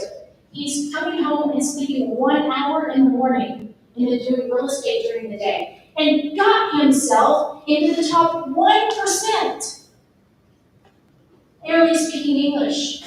And I put my head down like this because I acted like something was wrong with my eye or whatever. And I was trying not to cry because I was saying to myself, Julie, there can never, ever, ever be an excuse as to why something can't work. When I'm watching this man who has barely been in America chase after the American dream, when most of us in this room have been here all of our lives. And he taught me something that day about resilience and determination. And you know, a year later, fast forwarding a year later, we had this thing when I was with Pro Producers once a year called the eXp Awards. I don't know if any of you had the opportunity to go. It's amazing. But we had hundreds and hundreds and hundreds of people there. And at the end of the night, it had all cleared out. And I'm standing there chatting in a group, and I see something going on. And I look over my left shoulder. The room's empty, except this man, the one that I interviewed. And he was literally skipping in front of the stage while he had somebody else filming him because he was so full of joy about where he was. That is amazing. By the way, the last 12 months, we're in a hard market, closed over 40 million. Such an amazing man. I told him I was coming here today. And I said, Chandra, if you have advice for the people that are going to be sitting in the room as to how you continue to be so successful with the limitations that you had culturally and in language, he said this to you. He said, don't give up. Work your sphere, check in with past clients, keep learning, stay positive, keep showing up with energy. Confidence is contagious. And he didn't even know I was going to talk about confidence. When you stay positive, clients feel it, and it makes the process smoother as well. I heard a statistic, not around what Chandra just said, but I heard a statistic that over 70% of real estate agents don't stay in contact with their clients after the close of the transaction. Yet that's your greatest cheerleaders, your greatest referral partners. Stay in connection with them. When I think about two people, as I was writing this out and getting ready for today, I thought about a couple of people that had a lot of adversity at first, but just drove through it with determination anyway. One of them was Dr. Seuss. He's a very popular children's illustrator. By the way, I'm supposed to have a little clicker over here. Yeah. Let me see if it's gonna go. No, that's backward. Maybe because it was upside down. How about that? There's confidence as a choice. We're talking about mindset. Oh, I don't want y'all to see that yet. Okay, so I was thinking about Dr. Seuss, and Dr. Seuss was rejected 27 times before he got his first yes. 27 times, don't you think? What if that were to happen to you? 27 rejections in a row before you finally get a listing, or you finally get a buyer. Don't you think, maybe I'm not very good at this, maybe I should give up. And the other one was Thomas Edison. You know, it took you 10,000 times, right, to invent the light bulb, but he never thought about the 10,000 failures. Instead, he said, I discovered 10,000 ways it won't work. In all of that, we're always learning. Now, here we go. In broadcasting, when I first got my job, I didn't know what the heck I was doing. I didn't know how to be a broadcaster. I threw it out there. I was like, heck yes, we're just going to do this. And if it fails, it fails. And if they say yes, they say yes. And snap, I don't know what I'm going to do if they say yes. So they did, and I didn't know how to be a broadcaster because when I went to SMU, they taught me how to be an excellent communicator. And I had so many classes in political science, I could have run for office. And I had to take a lot of history classes. They taught me nothing about presentation. I show up on the set. Come on now. I know you do it. You need to do it. Yeah, I show up on the set like this. I got big hair. And I'm starting to practice, right, just before I'm getting on the air. I better sound like a broadcaster, so how do you do that? So I'm writing out a script for the 5 o'clock news, and I'm practicing. And back in the day, I used a cassette recorder. And I push play and record at the same time, and I record my voice, and I'm reading this news script, and it comes out like this. Tonight's Powerball is up to $292.2 billion, and the greatest chances of you winning, really, the best odds of you winning are being more like struck by lightning than winning the lottery. And I thought, oh my God, I had no idea I sounded like such a southern hick. And so nobody on the news has accents. Have you ever noticed that? So how I learned, because there wasn't a plethora of coaches back then, is I listened to how they pronounced words, and I didn't say iced tea anymore. I didn't say window. I didn't say all.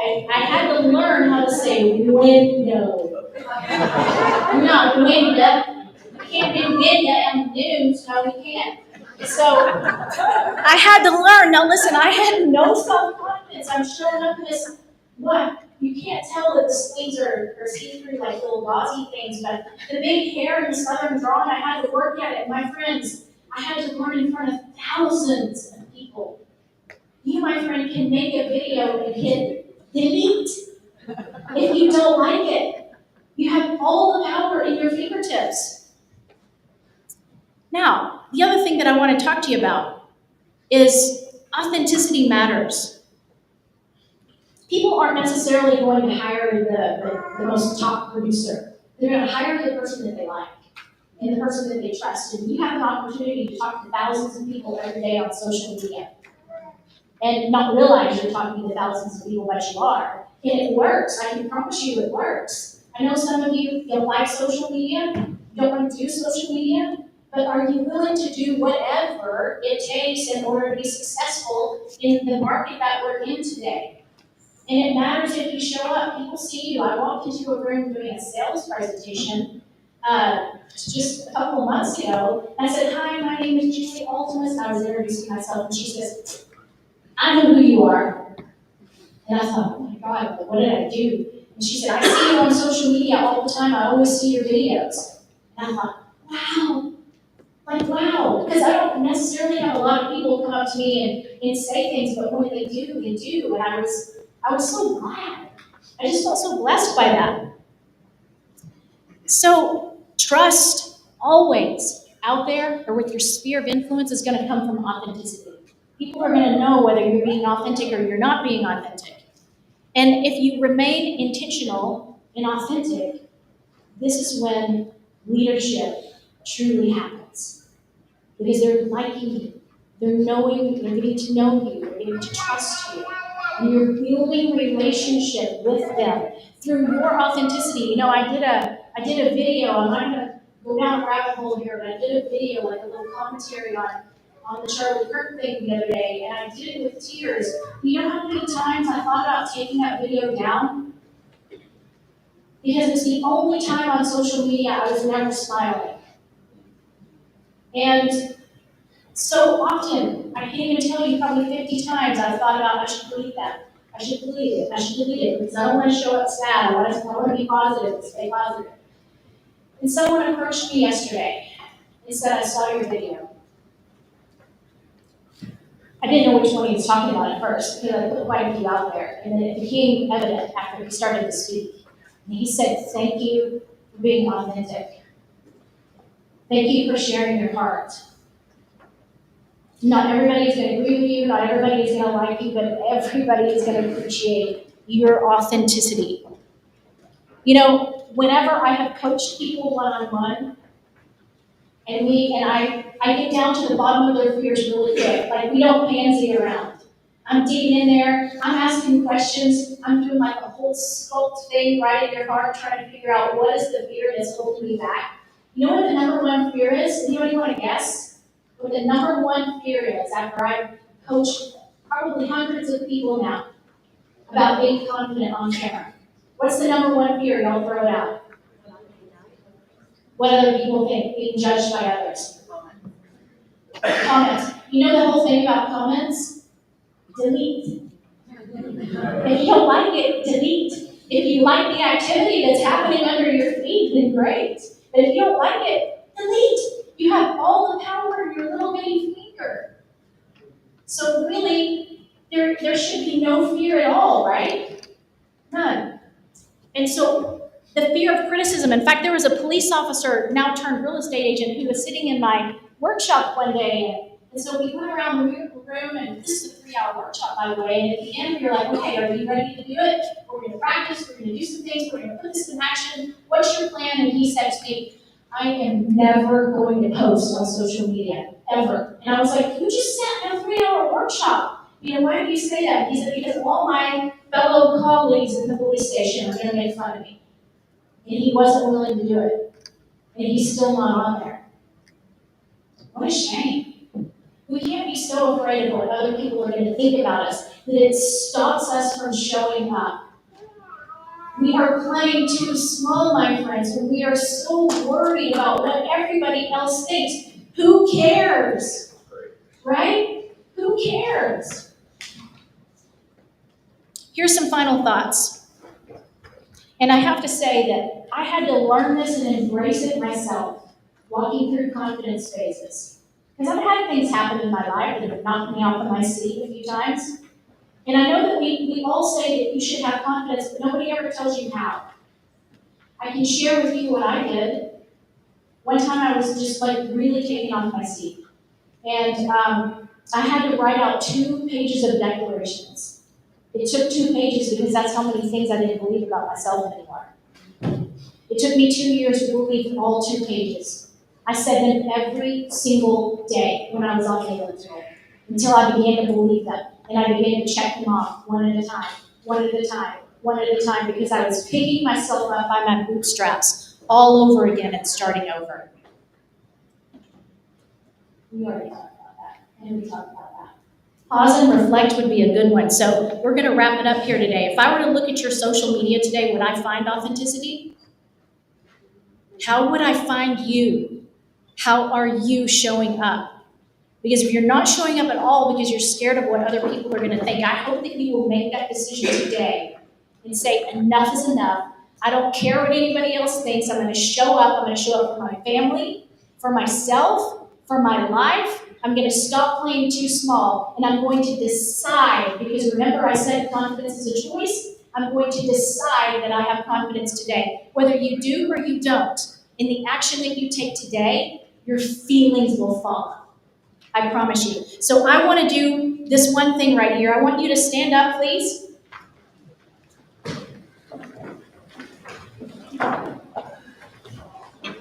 And I want you to turn and face a partner. And if you're all by yourself, in a group of three, it doesn't matter. Face a partner. All right, now I want you to give him a kiss. I'm just kidding. I want you to say this. I want you to say this. And when you're done saying this to each other, okay, you're going to say this at the same time. And when you're done, I want you to do the craziest shout ever. And if you don't shout loud enough, I will make you redo it. Okay? I want you to say this that's up here. There's only one me, and that is my unfair advantage. Are you ready? On the count of 3. 1, 2. Oh, and don't forget to shout after. All right? What kind of call do you want to do? 1, 2, 3. There you go.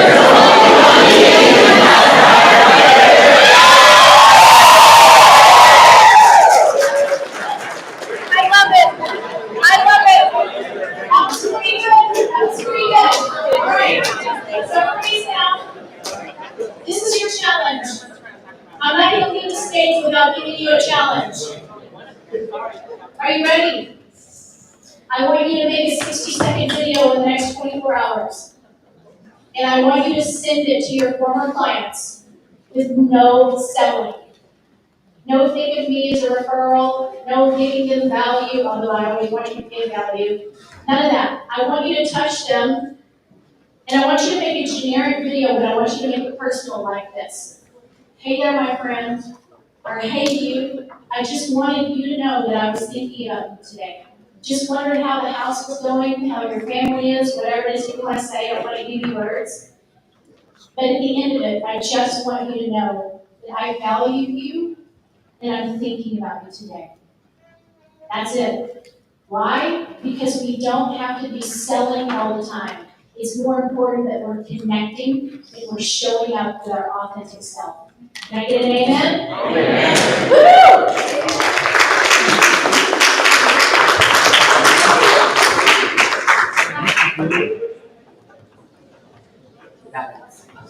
Julie Altunas, everybody. Come on.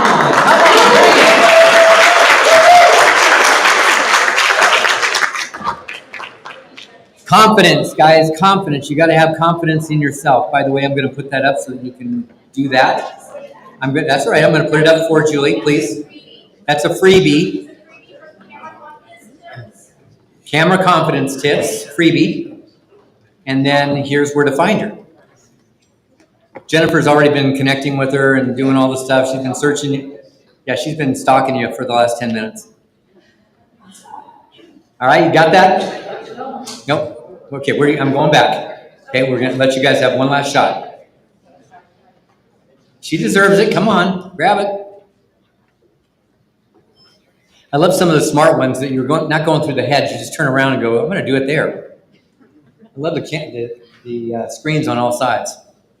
All right, got that? And then here's where to find it in case you don't find her. You got Jim Gardner looking you up. You got Scott Schilling looking you up.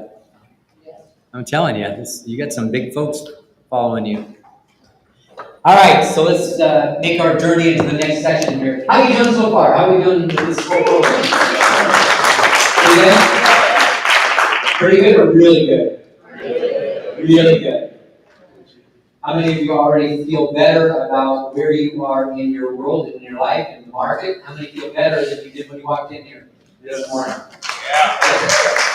So what we understand, and I don't know if I've got a slide for this or not, it doesn't matter, but I will say that I had hung out with Jim Rohn for 8 years, and I don't know who he is, look him up, because he and Mr. Zig Ziglar were of the same era. They died passed in the same period.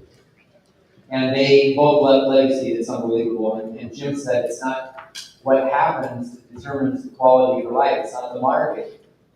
It's what you decide about it. Right? It's never about what's happening. It's what you do with what's happening. It's your constant choice. Decision, decision, decision, decision. I'm going to bring up Brittany Stewart. She's going to bring up the panel. And I'm going to tell you, Brittany, first of all, she brought me up this morning, so you already got a chance to meet her. But Brittany's been in business a long time. Since 2004, I noticed a theme, right? Success takes You know, masterpieces take time, right? Masterpieces take time. I'll take that as a compliment. It is a compliment. I can see your role is that you've been doing this well. She's been a President's Club nominee, or an awardee. She's multi-million dollars. Of course, she does phenomenal business. She actually just, I found out the other day how much volume she does. I'm going to let her talk about it if she wants to, but she does a lot of business. This girl does a lot of business, a lot of units. And you know, when other people are saying this is the worst market we've seen since 1995, she's like, I'm not hearing it. I don't understand it. This is like killing it. So just know that that's all between your ears, and as Julie said, in the 18 inches between your ears and your heart. That's where the decisions are being made. And Brittany, I almost said Britney Spears. Oh my God. I'll take it. Woo! I'll take it. It's Brittany. No, I'm just kidding. There's a video where she's wearing no clothes. That was pretty fun. Well, you know what? But I actually introduce myself that way. I say Brittany Stewart, like Britney Spears, but not. They don't forget my name. Ron White would be so proud of me. Oh, absolutely. So Brittany's going to lead us through a panel. She's got some great people coming up, including two people that I just know so all the time we're together, and so I'm looking forward to that. And I want to find out more about Daniel. So come on, Brittany, get up here. All right. Thank you. Thanks for that. Thanks for that, Don. We got help for the shows. So you guys probably don't know this, but I get often asked very last minute by Tony King and whoever else to get up here and help out with things. And I don't know why I keep saying yes, but here I am. And so Dawn asked me, obviously we're speaking very intently about our mindset and what does lead evidence of success. And one of the things we like to bring is people who have actually been there, done that, not in real practicality. And so when Dawn asked me who I would like to have and who would come to mind for these panels, it was very easy for me. And I'm going to introduce these people. But first and foremost, I appreciate the kudos, Dawn too, but I am successful through other people. And that is the God honest truth. And there is a core group of people in DFW, you guys heard me share about Dawn, who really have pushed me to a very high level. So I'm going to introduce them not only for you guys to be able to share, but they are instrumental in my own life. Daniel and I cried together last week in the airport. Allison spilled wine on me at a very important dinner last week. And Nicole Keith, she's my 911, my life 360 in case I get kidnapped. She knows exactly where I'm at. So without further ado, let me introduce them. Nicole Russo, come on up. She's a powerhouse realtor and expansion leader throughout eXp. Yes. She's been licensed for a really long time, but she has a phenomenal organization through eXp Realty. She is actually an anomaly. She's from Plano. She doesn't have to use her GPS to get here. It's crazy. And Nicole's built her reputation helping agents not just close deals, but to build their wealth and purpose in their careers. I have a testament of that. And Nicole is graduated from the University of Texas at Austin. I'm not going to do the gesture because I think Alex and Brandon were setting me up for failure. That's not what they told me to take a bow. They said to take a bow. That's not right, is it? I'm not courteous. I knew it wasn't going to be. I didn't listen to them. She is a phenomenal mother of 3 beautiful children and an adventure junkie. Holy moly, I just lost all my fingers with Nicole last week. And she loves to mix heart and hustle together. And whether she's leading teams, guiding clients, or speaking on how to level up, she is all in, my friends. So welcome, Nicole Russo. Looks great. Yeah. Thanks, ChatGPT. All right, and next up we got Allison. Sorry, Nancy. Allison is a real estate influencer, an international keynote speaker, a leader recognized by Forbes magazine and USA Today. Her powerful work in building agents through leadership, and I love that. Allison and Nicole were both honored last week at Scottsdale for 10 years at eXp Realty. Allison is agent number 641. I will never forget that number for you, my friend. And she's grown her business to span 25 plus states and internationally. And her dual focus is coaching and teaching agents how to perform through her platform expert partners and leading her own real estate team with consistent results, mentorship, vision, and center. Welcome, Allison. And then Daniel was like, what am I going to talk about being in the right room and mindset? I said, my friend, you are one of the most positive, caring people in my circle that I've ever seen before. But I also learned a lot about Daniel. I often go out and meet people who know Daniel. I had a Porsche in high school. That's what they all tell me. I don't know. I haven't seen the Porsche. I haven't seen it at all. I saw the Tesla though. And hold on, let me flip my paper because I don't mess up on Daniel. He's got a lot going on here, you guys. Daniel is a second generation realtor. I love that. He's a real estate leader, investor, and team builder. Daniel is the founder of We Partners. We all know the Panda Pack. I know it was coming. He's a fast-growing global organization with over 300 agents at eXp, a co-leader, and a leadership group that's dedicated to developing the next generation of real estate entrepreneurs. With over 25 years, are you really, Daniel? 18 plus 25. He has shopping centers, investment strategies. Daniel's built not just portfolios, but he really and truthfully builds people, mentoring agents to scale from the first deal to seven-figure business. He served as the president of ARIA in DFW, and he is a big advocate for eXp's commercial division and recognized for all his commitment, collaboration, most importantly, culture and community. And above all, Daniel is a proud husband, a father, and he has roots in Hong Kong, and a mission to create wealth, impact, and legacy that lasts for generations. So, look at this dream team up there. Yes! Did you graduate from Right. Realty? No, he's side. He's side. Oh, did you? Hey, but Daniel went to school. Do you guys know where Daniel went to school? Switzerland.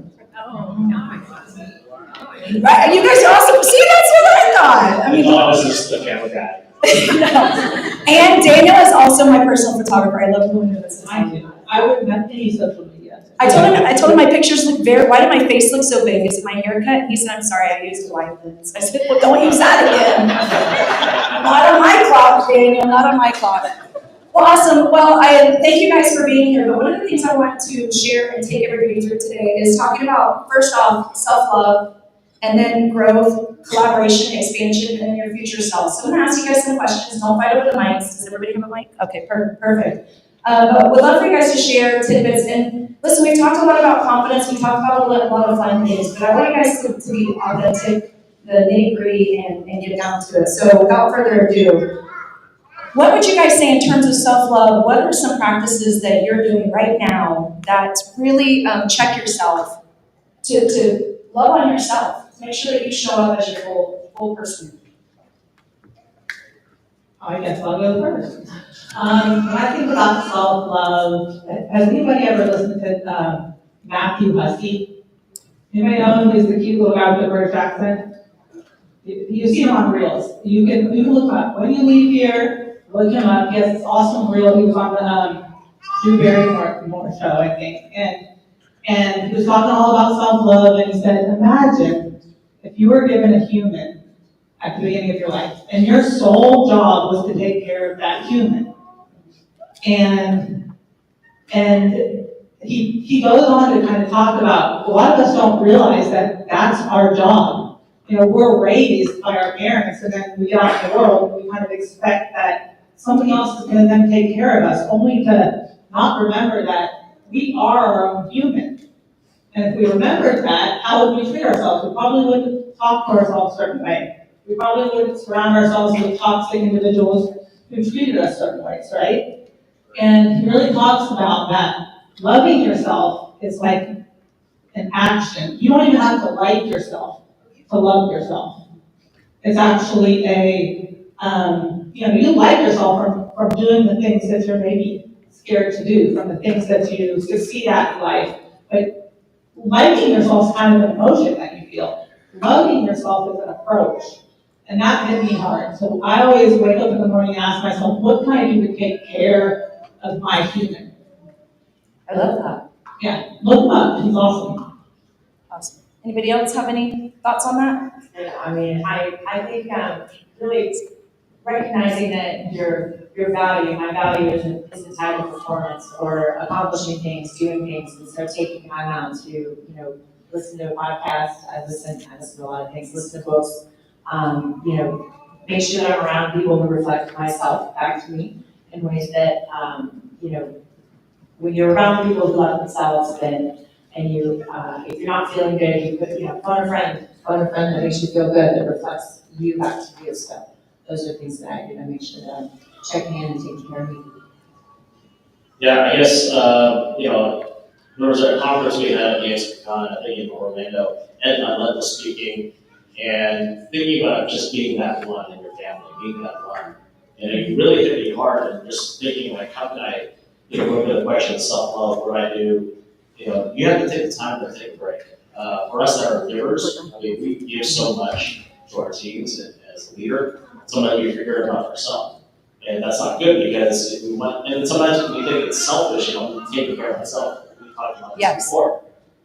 So you gotta take a time where you have like your peace time, and you gotta figure out a day. So Sundays after church, I get a Thai massage, just like this panda needs like some massage. So that's what I like. This is my self-care. My 90 minutes. Someone's stepping on me in my sleep, But you gotta do that. You gotta figure out what that is. Whether it's reading a book, whether it's like nature. We were talking last week. I said you just is with God. Take that time and plan it out. Don't just wait till something happens, right? Especially with health. Take that time to figure out the schedule, right? Put it on a schedule, and it's not a selfish thing, right? Sometimes as leaders we feel, it's selfish, but it's not, because at the end of the day, you have to look at the long term of what you're doing, because to help people. I mean, so if you have that mindset of growth, you gotta take care of yourself before you grow. So. But the oxygen mask is on you first. That's right. And Daniel gave me some really good advice. We were speaking about that. And it's hard in real estate because we're always around people. We have kids, we have lives, we have all these busy things. And Daniel gave me some really sound advice that hopefully he doesn't mind that I shared. He said, you just need 4 minutes. Start with 4 minutes a day of quietness and solitude. And of course, if you're religious, we were talking about speaking about for 4 minutes. So I really appreciated that. So Nicole, you mentioned the podcast that you listen to. Allison and Daniel, what are you guys reading? What do you listen to help keep yourself in check and also geared towards growth? So right now I'm listening to a book called Letting Go by David Hopkins, and I absolutely love it. It's I think in real estate so many times we get attached to performance, and that is attached to our self-worth and our love. It's how I think we are valuable. And that book is all about, letting go and not being attached to the outcome, and being enough in your own heart and in your own mind. So that's what I'm listening to at the moment. Love that. Daniel? More podcasts. I'm not a reader. I have to listen in the car.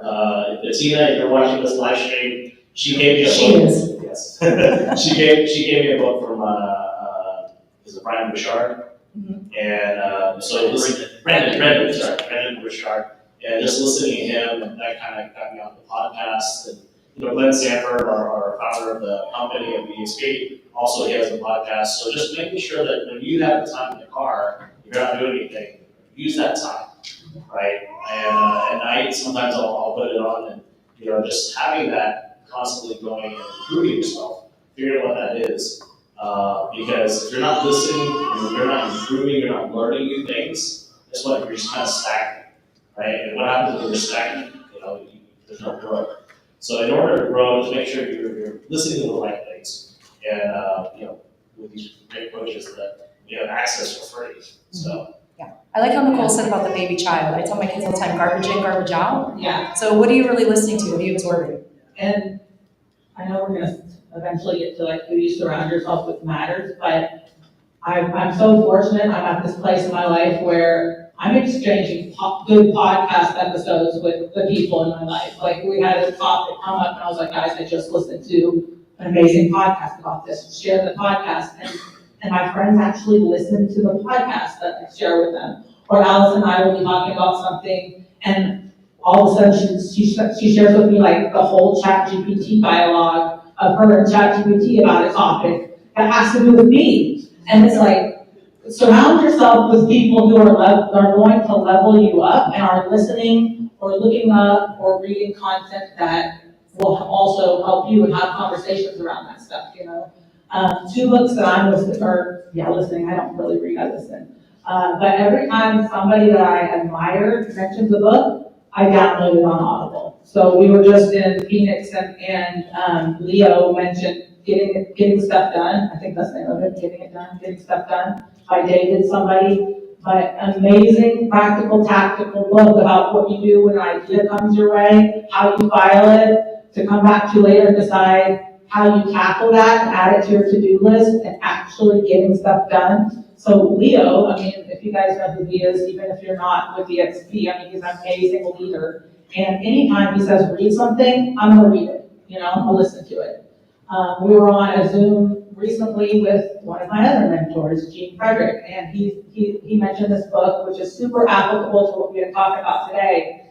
The title is Chatter, and it's about the chatter that goes on in your head. So it's about what the positive talk kind of sounds like, and what the rumination and anxiety thoughts can sound like, and how do you control those types of thoughts into your head to make sure that you can kind of move forward. And it gives you, what I love about it is it's not just defining terms of this is what happened, this is the good thoughts, this is the bad thoughts, but it actually gives you like actionable things on what to do, how you can deal with that negative voice in your head that says you can't do something.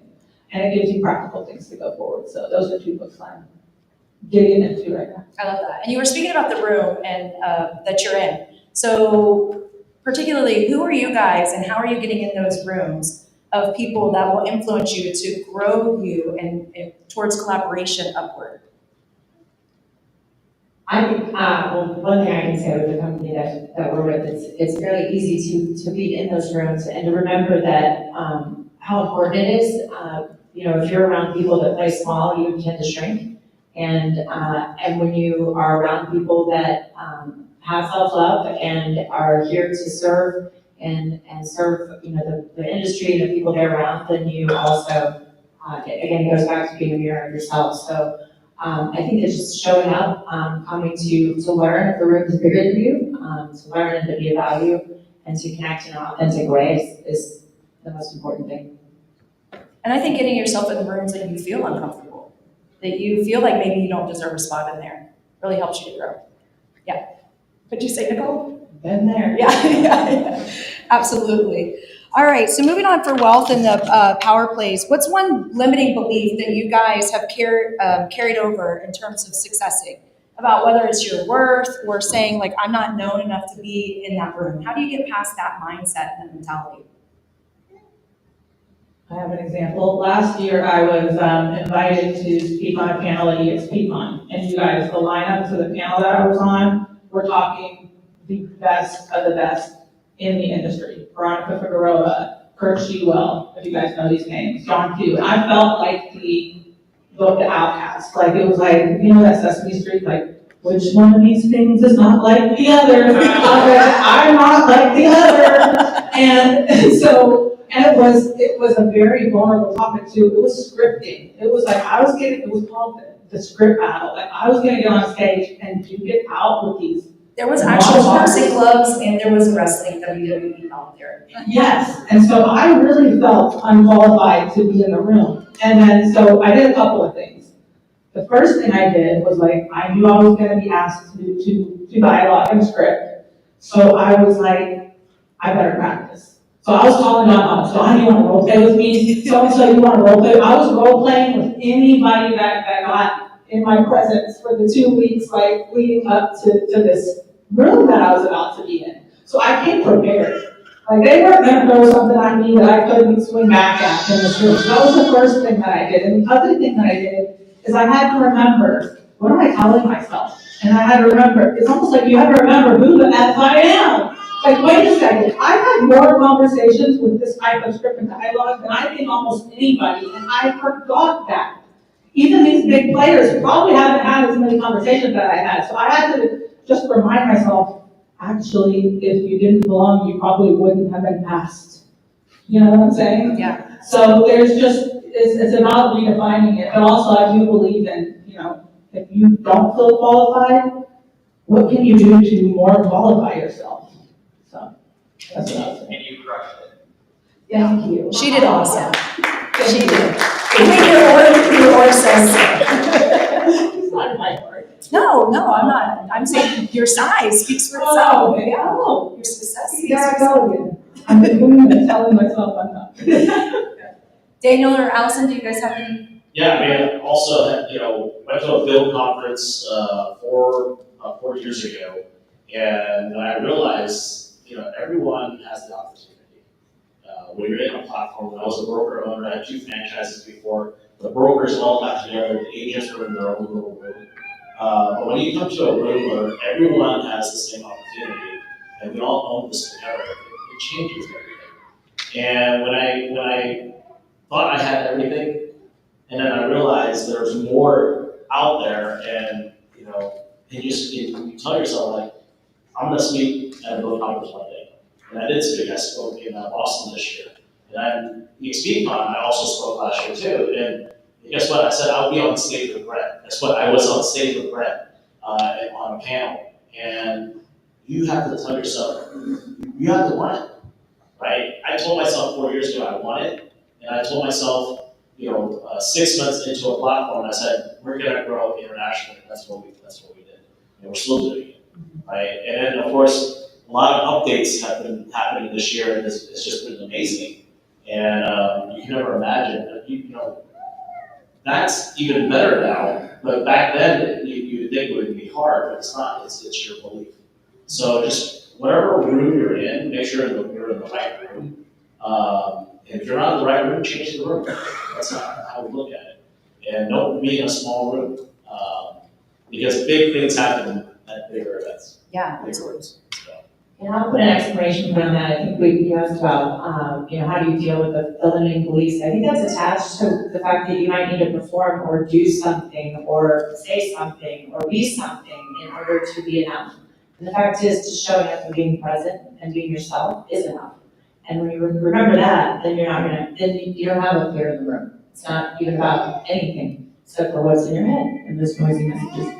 Drunk monkey. Yeah. And somebody told me this once, if you're afraid of how you're gonna kind of come off, like, I don't have anything interesting to say, these are all like interesting people that are about to be around, then just ask really good questions to those interesting people and you'll fit right in. Yeah. You know what I'm saying? Right. Just learn from them, ask them questions, be purposeful while you're there to walk away with good stuff, but by asking questions, you actually build the connection with the people in the room. They'll like you just for asking questions. I think just being authentic and caring goes a long way, right? When you talk about growth and recruiting and all this, but if you don't care for the other person, you don't find solutions, you're not authentic, guess what? It's not gonna happen. So you really have to go in and really look at what your why is, what it is, and when you're in this group, what's the purpose, so. Apparently we like this question. When Nicole was saying ask questions, I would translate that into come to learn, because being in a room to learn and not, again, have to perform or be something that qualifies you for the room, come to learn, ask the questions, as she said. I love that. What about a time when you told yourself, you hyped yourself up, you thought, ask these questions, has there been a time where you guys have failed? And how did you get yourself kind of out of that funk to go back towards your motivation? Maybe not just a room, but maybe it's a goal that you set for yourself. Yeah, there have been times when I've gone on stage where I'm like, I did pretty good. There have been other times where I'm just like, that sucked. Like, bomb. like, I just wanted to leave the event and go hide in my hotel room for the rest of the time. If you know that, just me? No, just you, Nicole. Okay, just me. But it's about reframing it in your head and saying, number one, I'm just proud of myself for putting myself out there in the first place. And number two, what can I learn from that so that will never happen again?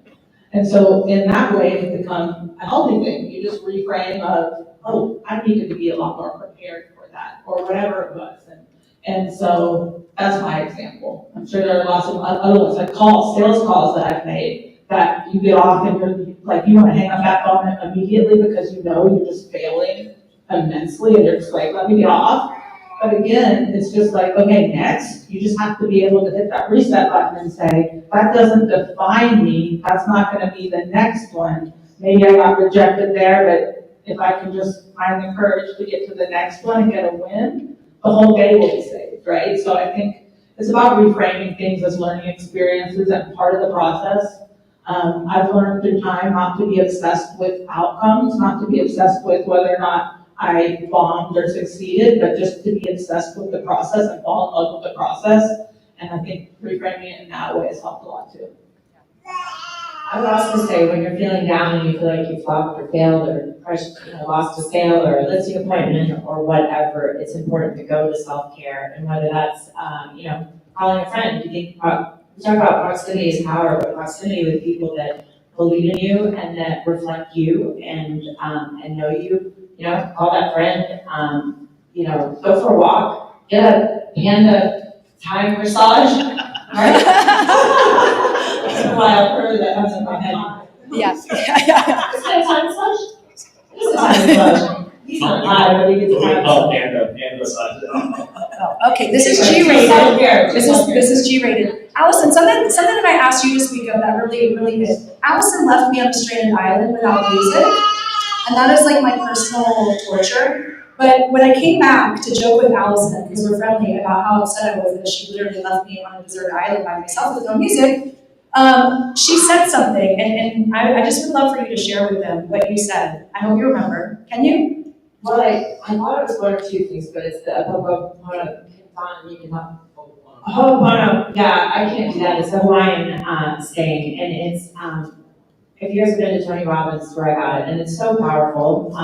And it's I love you. Please forgive me. Hey, I got it wrong. I always read the second one. Oh, I love you. I recorded you and you said Thank you. I love you. Thank you. Please forgive me. And I forgot the first one. I'm sorry. So it starts, I'm sorry. I'm sorry. Please forgive me. Thank you. I love you. And thank you for tolerating that. Oh, I got it. So let me say it again. I'm sorry. I'm sorry. Please forgive me. Please forgive me. Thank you. I love you. And if you think about it, they go in the right order. And that's all about love and reflection. And the one I thought that you were going to ask me about, which I will say, it took me a long time to get this, you guys. I did not understand what it meant. And it's love is looking into the eyes of another person and loving yourself. And if you guys try that as an exercise with other people, when people get it, I've actually done it as a gift with somebody where we're talking about self-love. It's powerful. So I won't make you stand up and do that together right now. However, do try it and feel what that feels like. Love is looking into the eyes of another person and loving yourself. You understand how centered that is? You'll understand in leadership, you can't lead, you can't be bigger, you can't do the things that you want to do until it starts right here. And you really start to understand that. It took me years to even know what the heck that meant. So I love that. And I like the Hawaiian one better because I couldn't be mad at you.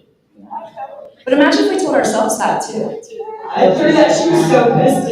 Well, she did spill 9 ounces of wine on my white pants last week, so I still love her. I love you, I forgive you, thank you, whatever it says. I'm sorry. I love you. Please forgive me. Thank you. Okay.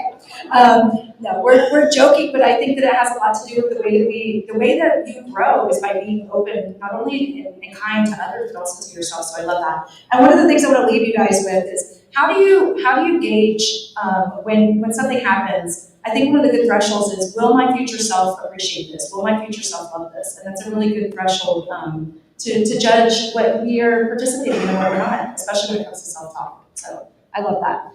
All right, so Dawn's kicking us off stage here, but I want to personally thank each and every one of you guys for coming and sharing. And you guys, they're around all the time, so if you have questions you need, well, I am who I am because of a lot of these people on the stage. So thank you so much for coming to this. Yeah, thank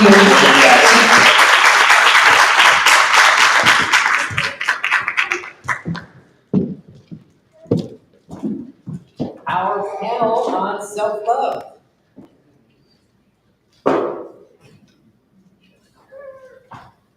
Give them one more round of applause. Come on. I love that you guys are, we had a rough morning, right? Some of you got here late. John Israel came in, and it's a pleasure to meet him. I'm about to bring him up on stage. But John didn't, he got here later, and many of you were in the middle of the traffic, and I kept hearing there's traffic coming from both sides, because the accident was almost right here, right? So there was something going on, and everybody was late. So I'm going to ask you, first of all, I wanted to say this to you. We want to provide all the value we can. And I would have made this day till 4 o'clock. I would have made this day till 4 o'clock. Nobody voted for that on the committee. And they said, it's just too long. People won't stay that long. I said, if they get value and they're getting good stuff, they'll stay as long as we want. So I think we can do that. But I'm going to say that we ran in at 12:30. I'm asking for 12:45. Can we make that work today? Can we get 15 extra minutes just so we can really pour everything in? You guys okay with that? If you're in, say I'm in. Amen. All right. So we're gonna have a couple things coming up. I do want to say, actually, Nicole, do you want to do this really quickly? We got a couple. I don't know. Somebody, quick! Hi, Tierney, come on.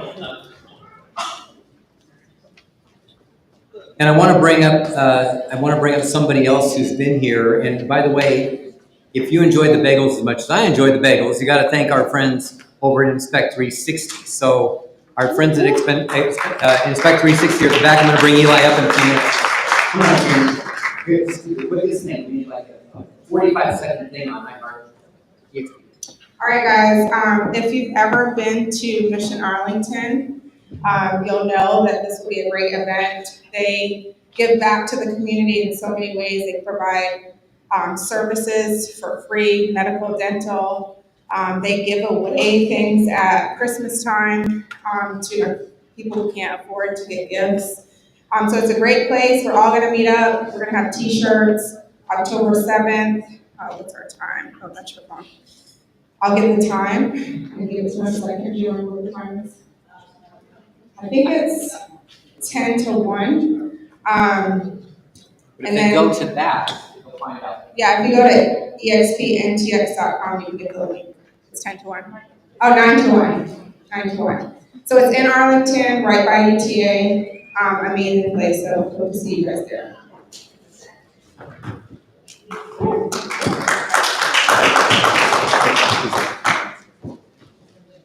Talking about this?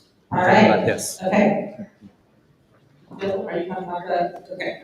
Go to expntx.com, you'll see all of this.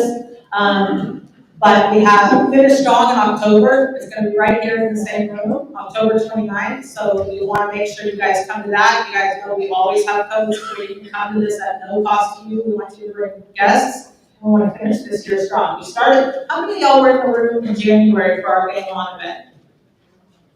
Okay, you know, we do this monthly. This is gonna be like an end cap to the Game On event, ending the year strong, just like we started it. So be here for that, because we know that our first quarter of next year is completely dependent on how we finish this year. So we need to finish strong and not take the foot off the gas before the holidays. But speaking of holidays, we have our holiday party, save the date, December 11th at Glen Eagles in Plano. We've had it there for a couple of years. Last year we had it there. I think last year we had it there. But we want to see you guys there. You can bring guests to that as well. Scan this. We try to get it as inexpensive as possible to make it happen. So I want you guys in that group too. And then Eli, come up here, quick, run. Get up here.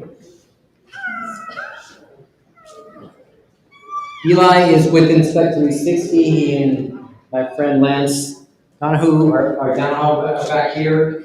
And so give us a quick, first of all, thank you. Yeah, Thank no you, problem. Mr. Dawn.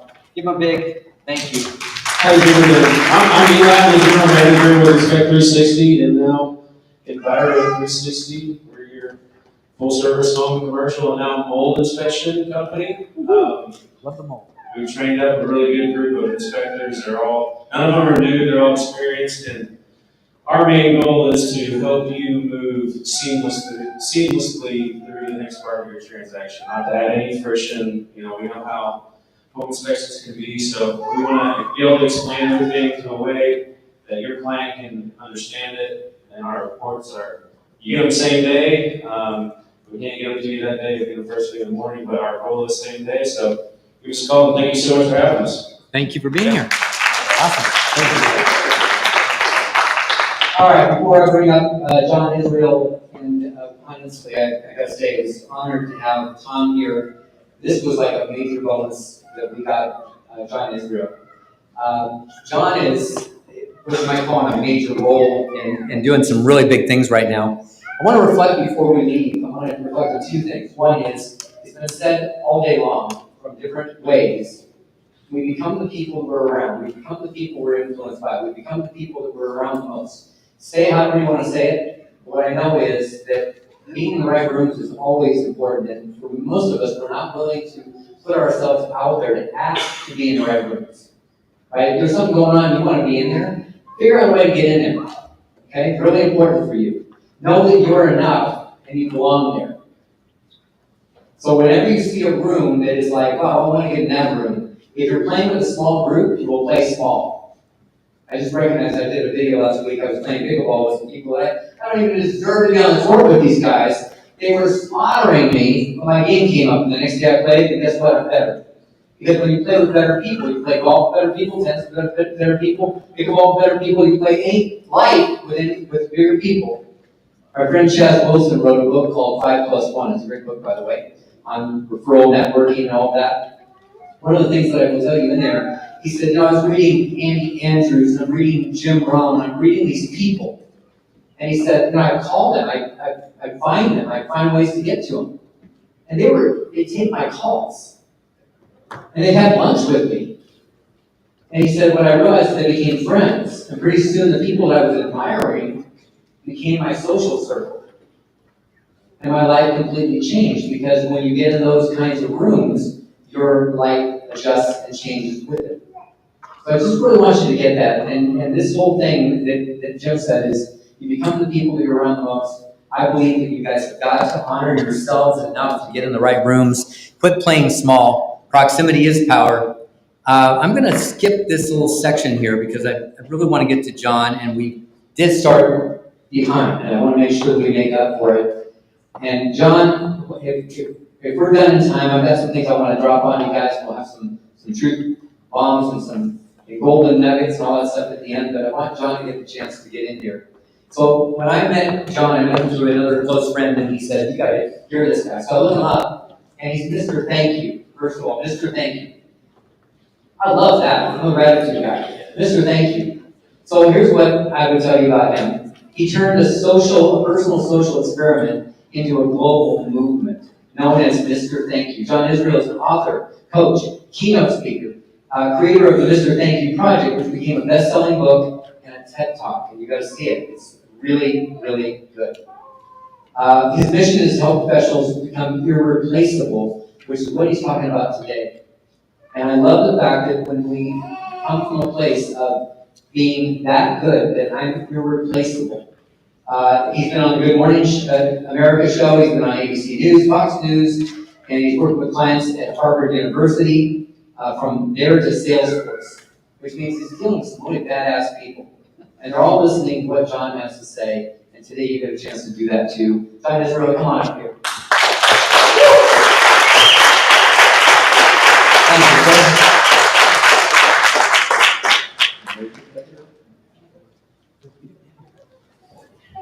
Okay. Oh, wait a minute. We probably do. No? No? Yep, that's exactly what we're gonna do. You do that while I do this. You got it. Good morning. Good morning. Actually, is it afternoon? No, not yet. 7 minutes. 7 minutes. Just a quick show of hands. How many of you have we met at a previous event where you've seen me speak for MDFW Gatorade? Awesome. Wonderful to be here with you today. So, as a business coaching consultant, one of my favorite things is to ask somebody when I meet you for the first time is, why do you do what you do? Why did you get into the career path that you're in? And people usually don't answer. And then I ask the question again, why is that important to you? And then why is that important to you? Why is that important to you? And the interesting thing is if you ask somebody the question why enough times, we actually all say about the same thing, which is the reason I do what I do is because I believe it's going to make me happy and fulfilled. Well, if that's true, then let me ask you a really hard question, which is what if the career you committed to, that you thought would bring you everything you wanted, actually became your greatest source of stress and anxiety? Because we get a lot of that.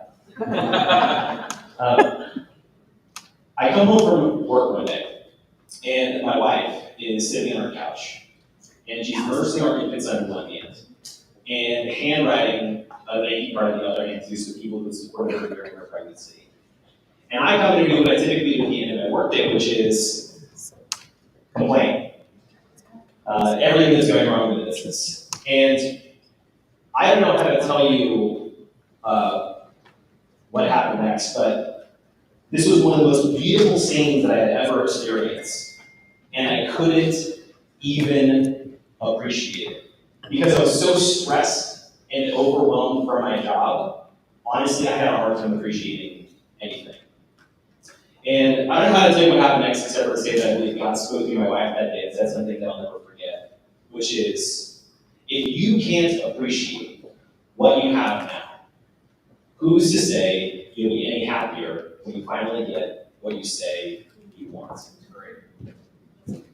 If you can't appreciate what you have now, who's to say you'll be any happier when you finally get what you say you want, when you build the team the way you want, when the market shifts and changes and you get the interest rate that you've been desiring? If you can't appreciate what you have now, who's to say it's going to be any different later? I had a problem. Now, it was a problem I didn't have a name for at the time, but I do now, and it's called perpetual discontentment. We're going to fast forward a little bit here to it. Perpetual discontentment, which is the never-ending feeling that what is isn't enough. Now, I'm not going to ask you to raise your hand if you also suffer from perpetual discontentment, because if I'm just about every entrepreneurial person I meet typically does. But it's not always a bad thing, right? Like, it's not always a bad thing to not be fully satisfied with what you have or where you're at in life, because if you're never fully satisfied, what are you going to do? You're going to work harder. You're going to work on your systems, your process, your listing presentations, all for the end benefit of the user, the customer. But if we're not careful and this gets out of hand, perpetual discontentment will also prevent us from ever truly enjoying this life we're working so hard to create. So this moment brings up my two greatest fears in life. Number one is that I will die alone.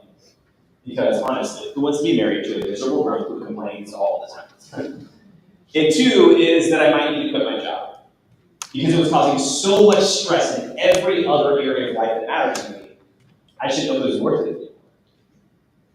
So now, why do I bring this up here? Because the real estate industry is inherently stressful, yes? Yes. Absolutely. What's stressful that's going on in the real estate industry right now? Well, liberal, we have housing affordability, right? Even though we live in the great state of Texas, we're still struggling and challenging with that. We still have interest rates that haven't come down quite enough to get all of our buyers off the fence to 200 properties. And then on top of that, we still have the NAR settlement stuff, which maybe you guys have figured out your process too, but it's still kind of a stressful thing that we're seeing a lot of debates going online.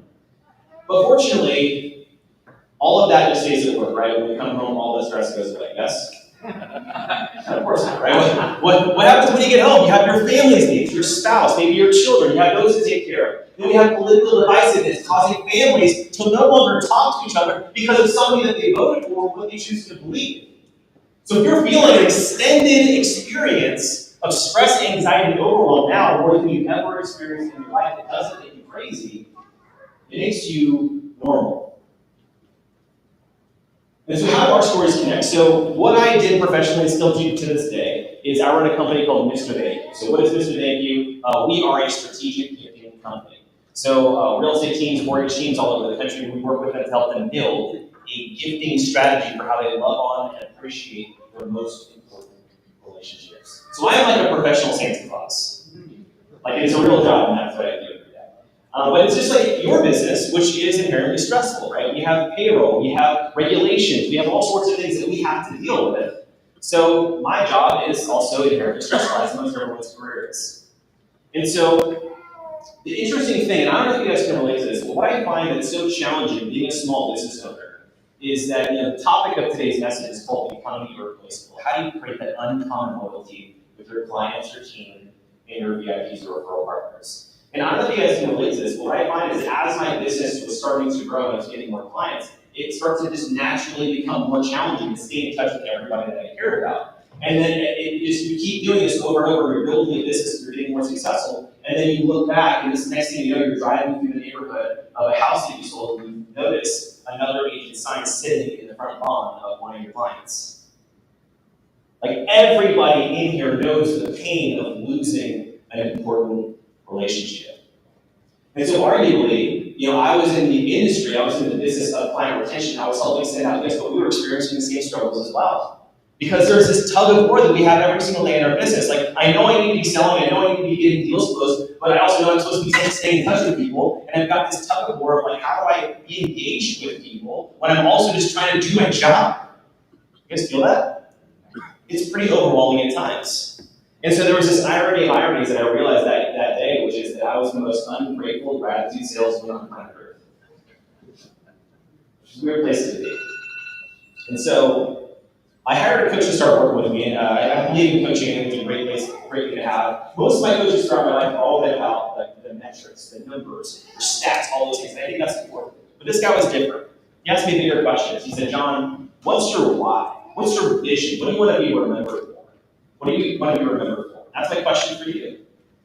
And so I didn't really have a good answer, so we took some time, and eventually this is what we came out with. Is that who we are at Mr. Thank You is to elevate the level of gratitude on the planet.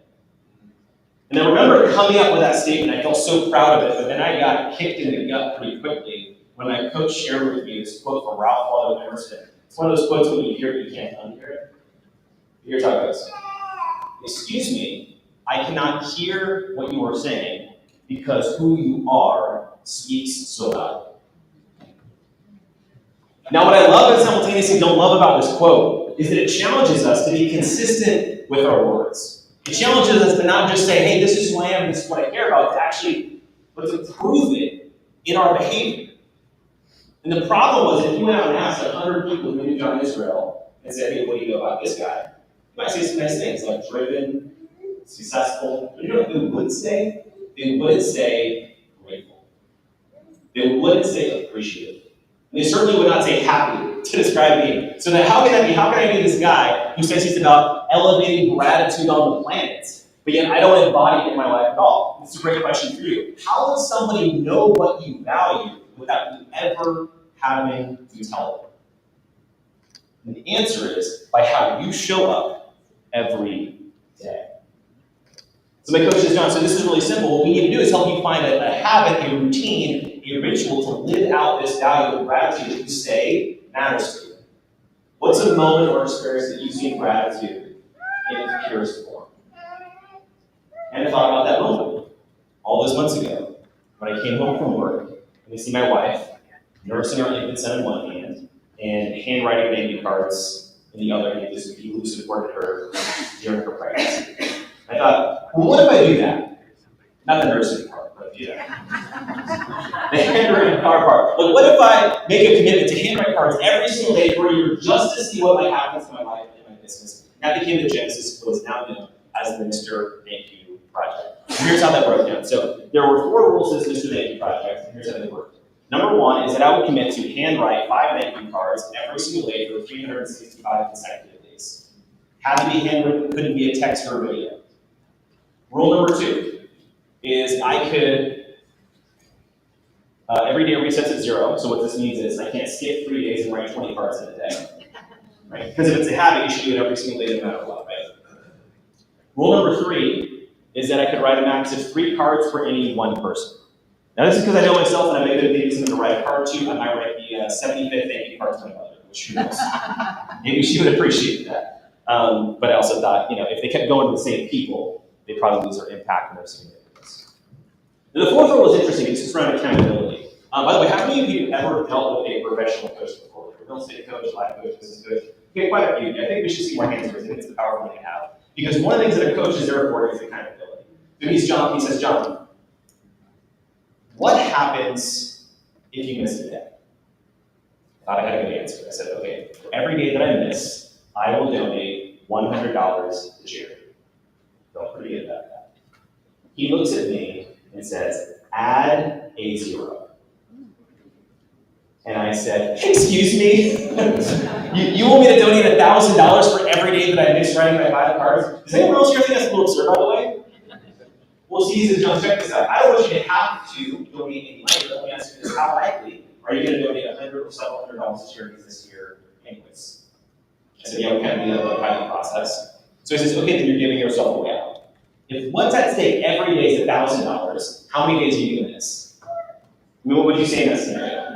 0, yes, that is the correct answer. You're not going to miss a day. So then he says, then what would you like to do? So the fourth and final rule of the Mr. Banky project was $1,000 to charity for any and every day that I missed writing my 5 Banky cards. Now, when you do the math on this, 5 cards times 365 days is 1,825 letters of appreciation in 1 year's time. You don't need to know everything that happened to realize that if you made a commitment like that to express love, gratitude, and appreciation every day, multiple times a day to different people, you would become a different person by the end of that year. And that's exactly what happened. And while I can't show you every story that came from that experience, I do want to focus on 3 particular areas that are relevant for you, which is number 1, how do we create uncommon loyalty with our clients? How do we create those relationships where they would never consider working with another agent? 2 is how do we develop unrecruitable teams, right? Because when you think about it, that's one of the things in our businesses is we have an opportunity to grow and build by building other stuff. And 3 is how do we activate A-list referrals from our client database, because at the end of the day, we are running a business, and somebody's got to sell something to somebody. So how do we build that?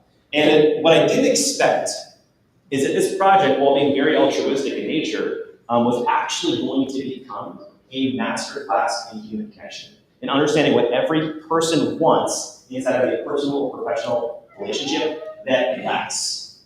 And so I'll share you the basis of that framework, which we call the hierarchy of human connection. These are the 4 basic emotional needs that every human being wants inside of a relationship. So I'll cover them briefly: seen, safe, supported, and significant.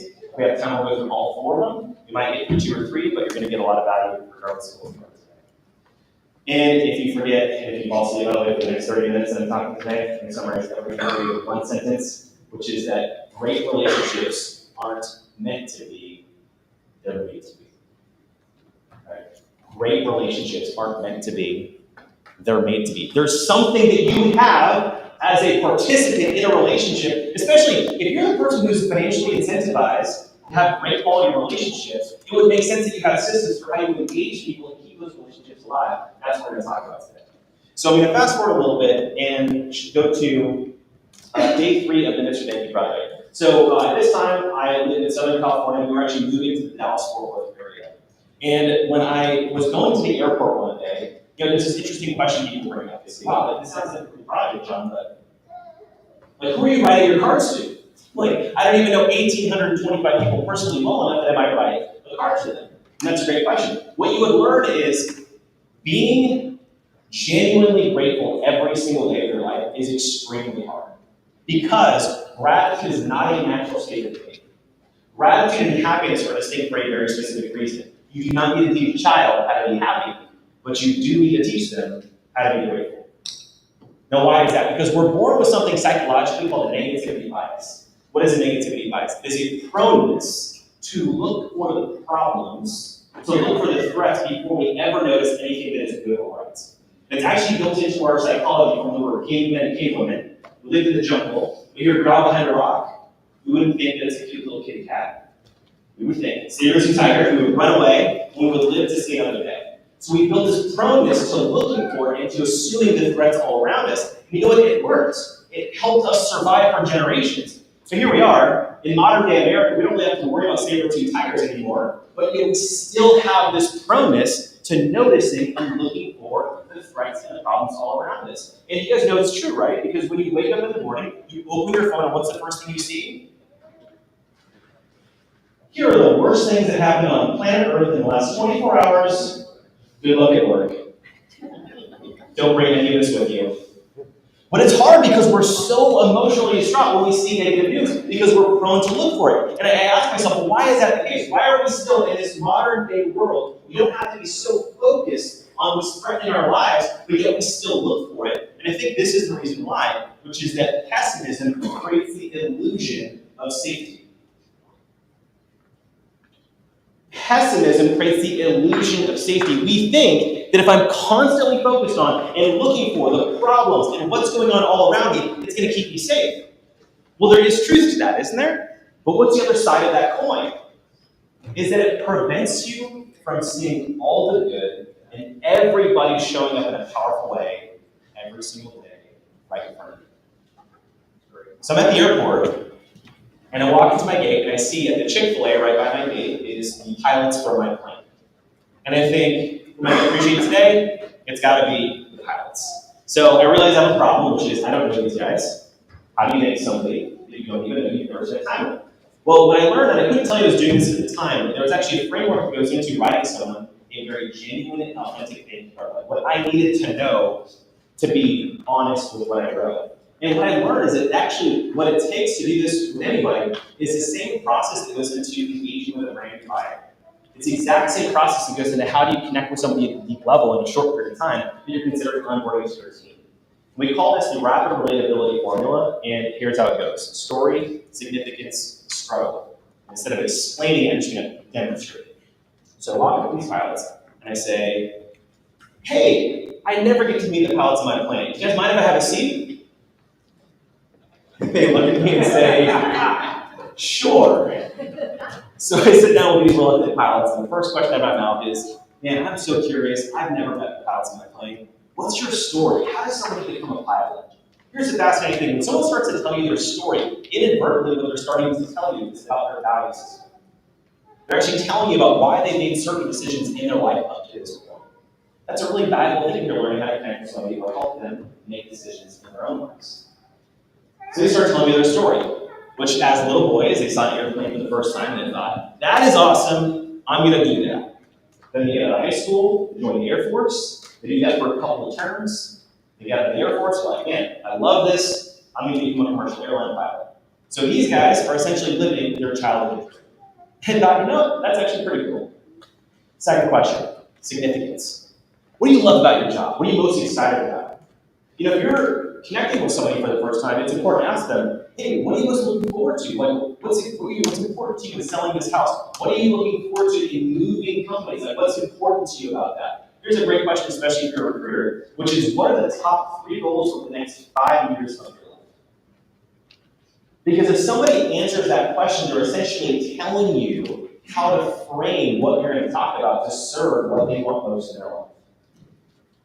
So when I said, hey, what do you love about your job? They start talking about all the perks, the travel, the places they've been with their family. And one of the pilots kind of puffs his chest up and says, you know, a lot of people like to brag about having the best corner office in the tallest building. But let me tell you, nobody has a better corner office than we do at 30,000 feet. And I thought, that's pretty cool. Third question, struggle. What's the hardest part about what you do? What's the most difficult part about being you? Now, most people actually like to shy away from this question because we don't want to talk about problems or negativity. But here's the interesting thing. If you're talking to somebody, especially in the context of business, and you say, hey, before you make this decision, what's the biggest thing you're afraid of? What are you most worried might happen? Because when people answer that question, they're essentially telling you, here's my problem. If you can solve it, I'll work with you. So I ask these pilots, what's the hardest part about your job? The energy changes. And they talk about all the same things, which is all the events that they miss back at home. Birthdays, anniversaries, special events. And then one of the pilots gets a little excited and says, oh, not this year. This is the first time in 12 years that I get to be home for a Christmas day. My heart broke for this guy. How many of you in this room have a greater appreciation for the pilots who fly your planes just hearing the answers to those 3 questions? Great, so no one's told me I can ask those questions to anybody that you meet.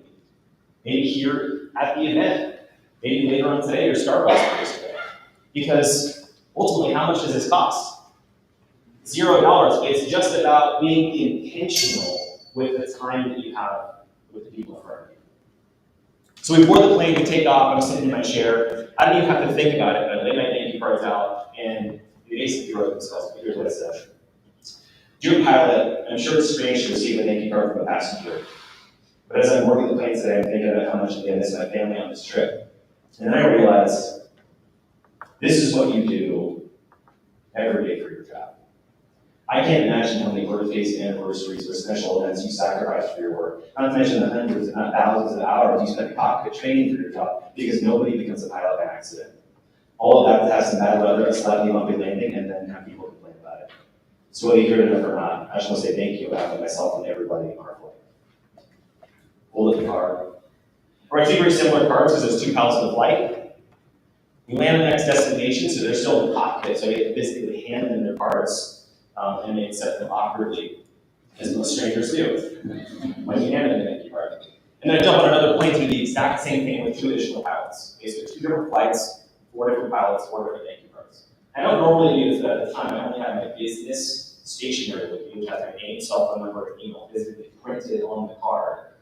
This is what was mind-blowing. Within 24 hours of landing in that destination, 2 out of those 4 pilots personally contacted me to say thank you for the card that they received.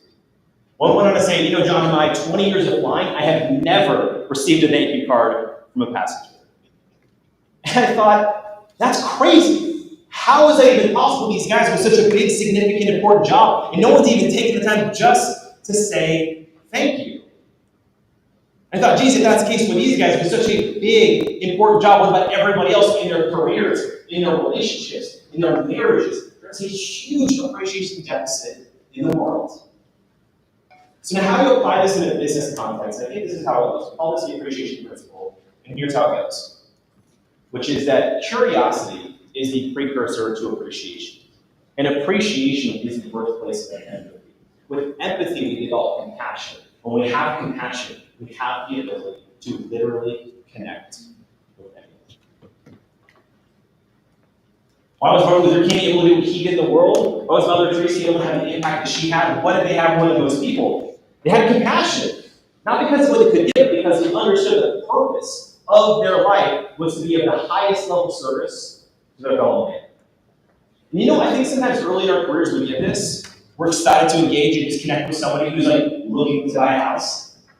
And then eventually, over time, when our life has been beat up by disloyalty, we start to get a little hardened in how we connect with people. We stop trying as hard to engage, and we start to take the business rather than going out there and seeking it and engaging in building relationships. And so I was thinking about, how can I apply this in my own life? So I just want to give you a practical way. It's actually really fun. This has never happened before, but this is involving somebody in the room. So after an event a while ago, I happened to meet a gentleman named Brian White. Everyone here is Brian White. Okay, so Brian, we meet after an event, and he's like, hey man, you seem like somebody I'd like to know. Let's get together. Right? He invites me over to his co-working space, and we sit there. And here's the interesting thing: we're all business people, right? And you've all been to networking events and experiences. Have you ever been at an event like that, and you felt like you were being prospected?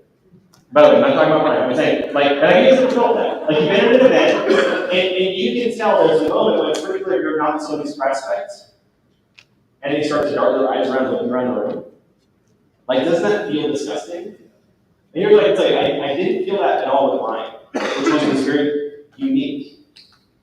And what was interesting is we were having a great conversation, and I was going through, my processes, and his processes are very connected. And so we were going through, here's an important thing about making meaningful connections, is I like to listen for energy. Listen for when people get really excited, or when they get really upset. And when I was talking about your story and your life and your business, one thing that Brian shared with me was about the story of his wife. He seemed to really be endeared, really love his wife. And I'm married, and I'm a big fan of happy marriages, so I was like, man, your wife seems amazing. Can you tell me more about, how'd you guys meet? So then he starts to tell me their story. And it's kind of a crazy story, and you can correct me later if I'm wrong about anything too much, but this is one of the most fascinating things, was that Brian was traveling, and he happened to be was it San Antonio, or what state was it? We traveled through Dallas. She lived in Austin, and I lived in Florida. Okay, so they were in Dallas. And while they didn't know each other, and they're at the airport, and while being at the airport, her airline went out of business. Raise your hand if that's happened to you before. You've been at the airport and your airline was not no, we're delayed, no, we don't exist. I was what? How? And then so in that process, they were having a conversation. The organization was called Visa Airlines. And they wound up having a conversation with the airport, exchanged phone numbers, and they did long distance for a while, eventually they lived in the same city, and they got married, and they started a family, and now they have successful several businesses. And that's such an interesting and unique and special story. So whenever, as a gifting professional, I would like to look for ways to give something that's emblematic of a conversation. And so here's a great writer-downer, which is that a gift is an artifact of the relationship. A gift is an artifact of the relationship. They don't need to have your logo plastered all over it for them to remember you. They just need to know that it was special and unique enough that you thought of them specifically. So I went online and I went to vistaprint.com and I found these two little copy mugs. And I went on Google and I looked and found the old logo of that airline called Mesa Airlines. So I made a little gift for Brian, and here's all it said. It had the Mesa Airlines logo and a little quote that says, "Sometimes a breakdown is just the start of a beautiful story." And I sent this off to Brian, and again, I want to remind you, like, when we were having conversations, like, there was no clear pathway for us to do business. So it makes sense for a lot of people in life that this is just where the relationship ends, right? I know a ton of realtors. He already has his gifting solutions figured out. There's no real clear pathway for us to work together. But there was just something about that connection. I was like, I like this guy. I'm going to need to know this guy for the rest of my life. So I need to do something for him.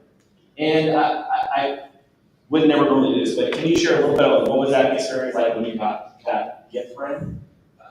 Yeah, sure. It was shocking. Well, yeah, it was shocking because I got it, and John didn't follow up to find out if I got it. He wasn't looking for kudos. He didn't have to because I reached out to say, hey, I got it. This was awesome. But it was just a blessing. It really was touching. And they're still in my office, and I still have them, both the thank you card that's behind that and the mugs. That's awesome.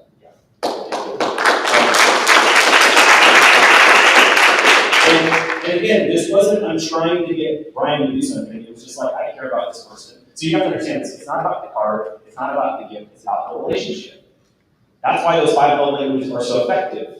Because you're simply finding a way to demonstrate you care about this person in a way that they feel experienced. Now, by the way, I don't necessarily think everybody's going to give. I think that anybody can receive a handwritten card or a thoughtful gift and still feel the love and appreciation of the time you put into it. You just have to put that thought into it. It's not just a thought that counts, it's the thoughtful thought that counts.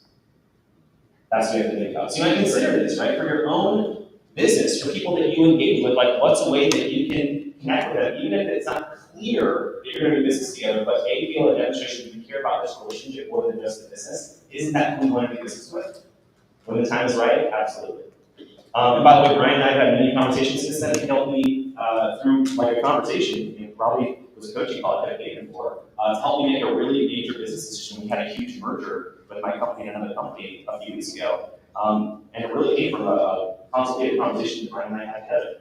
And so I'm grateful for his friendship. And there's a lot of people like this out in your life, in your world, that could be that person for you, but sometimes because they don't immediately seem like a prospect, we don't allow ourselves to engage with them as deeply as we could. So that was day 3. You can imagine 362 more days of a project like this. And I can't proclaim that every day was as epic as day 3, but it was really a demonstration of the first principle, which is to feel seen. What does everybody want in their life and their business? They want to feel seen. They want to feel known. They want to feel respected. They want to feel valued. Right? So that's why a thoughtful gift for handwritten card, when you ask the right questions, you know how to make it relevant to specific things that they spoke about, and they actually feel that at the people. So a couple months go by during this Mr. Thank You project, and one of the powerful things that came about that I wasn't expecting was around something I think very relevant for our industry right now, which is the concept called emotional resilience. And emotional resilience is about our ability to metabolize painful experiences into positive progress. And so instead of explaining this, I'm just going to kind of give you a silly story that I think is going to make sense. So I'm a graduate of a small university out of Washington State called Gonzaga University. How many of you guys heard of Gonzaga? Okay, great. We're mostly known for one thing. What are we known for at Gonzaga? Basketball. Thank you. Yes, we're known for basketball. So I'm an alumni. I did not play for the team, but I'm a huge fan of the Gonzaga Bulldogs. And so the Gonzaga Bulldogs this year, during the project, for the first time in school history, made it to the NCAA National Championship game. This is huge news for anyone across the team. So it's Monday night. We're watching the game. My kids got their little Gonzaga onesies on. We're sitting on the couch. And we're watching the game, and we're winning back and forth. And nail biters like 7 different league changes during the game. And in the final minute, the Gonzaga Bulldogs are up. Then we lose by 3 points at the end of the final quarter. And I'm not a huge sports fan. And I was always interested if you ever watch the Super Bowl. They showed a video of the winning teams downtown and the losing teams downtown, right? The winning team, like everyone's like throwing confetti in the air, and they're like, doing all sorts of celebration, and the losing team, everyone's like flipping over cars and like trash cans on fire. I never understood it until that day. Like I was so upset. My team, my baby, loses the biggest game in school history. What do you do with that? And so it's 11 o'clock at night. My wife puts her kids to bed, and I'm going into my office because I haven't written any thank you cards yet for the day, and I still have to do that. So I lay my 5 thank you cards out, and I couldn't do it. I couldn't do it because I was so upset that my team lost the big game. I couldn't harness an ounce of gratitude. And this brought up one of those important questions that I had to learn how to answer during that year, which is how do you be grateful when you don't feel like it? And this is a great place to share with you the definition of gratitude. This is from Dr. Robert Emmons. Here he says, gratitude is the emotion one feels when receiving a gift or experiencing something as a gift. Does that make sense when you think about it? If somebody gives you a gift unexpectedly, it's not even your birthday, you didn't do anything for it, how do you feel? That joy, that excitement you feel in that moment, that in essence is gratitude. But there's another part of this definition that's actually more important, which is the experience of something as a gift. Now, what does that mean? Well, let me take you back to a moment of life that may not be your favorite moment in history, but it's that first time, that first moment that you were madly in love. You're that little 12-year-old person, you held hands with at school, and you're like, we're going to get married one day. And it's over. Whatever age you were, 12, 14, 25, 35, whatever. How does it feel when a significant relationship like that ends? It's awful, right? It's like, men are terrible, women are terrible, life is over. We're so emotionally distraught in that moment. But yet, interestingly, with time and perspective, we can look back on this previously painful experience and we can say, I'm actually really glad that happened. I'm really glad that relationship ended because when it ended, I was able to learn a lot of things about myself that I couldn't have learned any other way. I'm actually really glad that relationship ended because I met somebody else that I married and started a family with. So I'm actually grateful in this moment from this previously painful experience. So it brings up a really great question, which is how long does it take somebody to feel gratitude from a previously painful moment? And the answer is as long as it takes you to find the gift. And in every life experience, there is a gift, but it is your job to find it. How many of you in here know that some of the greatest character qualities that you possess have come from going through the hardest times of your life? Great, then why are you resisting it? Why are you saying that whatever you're going through right now, you shouldn't be going through? Because whatever you're going through right now is exactly what you need to be going through. For you to learn the things that you need to learn that you can't learn any other way, for you to become the person who you were eventually meant to be. Whatever exactly where you need to be right now. So it's 11 o'clock at night. My team lost the big game. I'm so upset, but I'm racking my brain. Where's the gift? Where's the good? Where's the positive? It's like a light bulb goes off. It's like, oh my gosh. I didn't watch my team lose the national championship. You know what I just witnessed? I just witnessed arguably the best team in my school's history play the game of basketball. Like, that deserves to be celebrated. You know what I'm going to do? I'm going to write a handwritten card to every single player and the entire coaching staff of the Wisconsin women's basketball team. I told them that was about 35 people. So for the next 7 days, I spent hours a day, every single day, looking at everyone's specific game highlights, what they did to contribute to the team, so that every part was hyper-specific to their contributions. Even the registrars who didn't play that season to say, hey, championship teams are not made a championship game, they're made every practice that led up to it. So thank you for helping our team become the best in school history. Now, it was crazy, because it wasn't months, weeks, or days. I'm talking minutes from upset, anger that shouldn't be happening, to feeling pure and authentic joy. I thought, man, this is powerful. How can we apply this to business? So we have a number that we pay attention to in our business, and this is around something we call a notice of cancellation. You guys ever deal with a notice of cancellation? Ever being two people, is that it? Raise your hand if you ever dealt with a cancellation in your life or your career or anything. All right. So it's not fun to deal with, right? It is pretty painful. So we actually built in a strategy. The moment we would receive a notice of cancellation from one of our clients, we would automatically send them a thank you card. Nothing special, but it's something simple. Hey, we just want to say thank you so much for taking the time to sit down with our team and give us a chance to present our offering to you. All we know right now is not the time for you to be moving forward with us. We just want to let you know it was wonderful to meet you. as a person. If there's anything that we can do to help you out in the future, feel free to let us know. Sincerely, Mr. Thank You Team. We see this after every cancellation. We tracked it. Here's what came out. 50% of those cancellations came back and rebought within 6 months. Think about that stat. Money you don't lose is money that you make. And we all have the experience of having to cancel something. Have any of you guys ever overcommitted and had to tell somebody no? Or have you ever bought something and had to return it to a store? Raise your hand. No one enjoys doing that little walk of shame, you're walking in and you're like, oh, it didn't fit, right? Nobody likes to cancel something. Let me ask you this. How many of you have ever canceled something like that and then received a thank you card from your salesperson? Rarely do I see hand raised, but what if you did? What would that tell you about the individual? Well, here's what it would tell you, which is that results show skill, but how we handle problems demonstrates character. Results show skill. There's a lot of talented realtors in the Dallas-Fort Worth Metroplex. It's not a shortage of talent. It's not about having a perfect business. It's about understanding when challenges and problems occur, how do you respond? Do you blame? Do you push responsibility on someone else to save face? Or do you actually own it, fix the problem, and move forward? Because isn't that the basis of loyalty? Why does loyalty exist? Because we have a question inside of our brain, which is how will you show up when things are hard? And if every one of you, or many of you, have an experience of leaving an organization or no longer working with somebody because you saw how they handled a problem. Yes? And I bet the opposite is also true.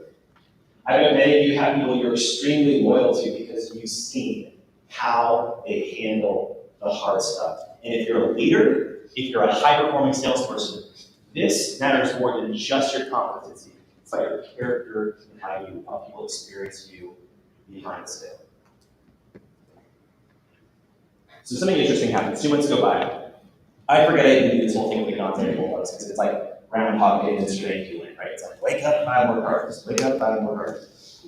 2 months go by, May 21st, my birthday, all days. I'm out to dinner with my wife, and she pulls an envelope out of her purse. She says, oh, by the way, something should appear in the mail today. And it is addressed from Gonzaga men's basketball. And I open it up, and inside is actually a handwritten card from Mark Few, the head coach of Gonzaga men's basketball. Some of you guys don't know who this gentleman is. He's one of the most winning coaches in all of NCAA college basketball. He was one of the head coaches of the U.S. men's Olympic team that won the gold medal last year. Dude makes tens of millions of dollars, meaning I could not have paid him to write this. And that is the point, because the best people have to give you cannot be bought. The best referrals somebody has to give you won't come just because you have an incentive program.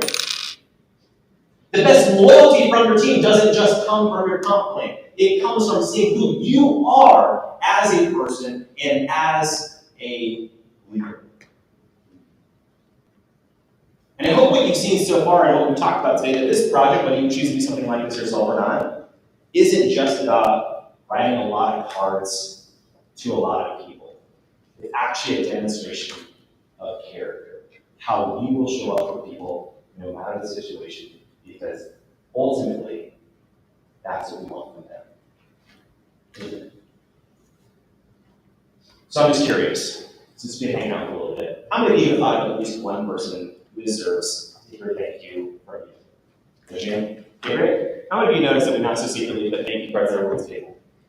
Did I say that? Okay, and you see a pack of thank you cards in the middle of your table. If you could pass those around. Whoever's got the biggest reach.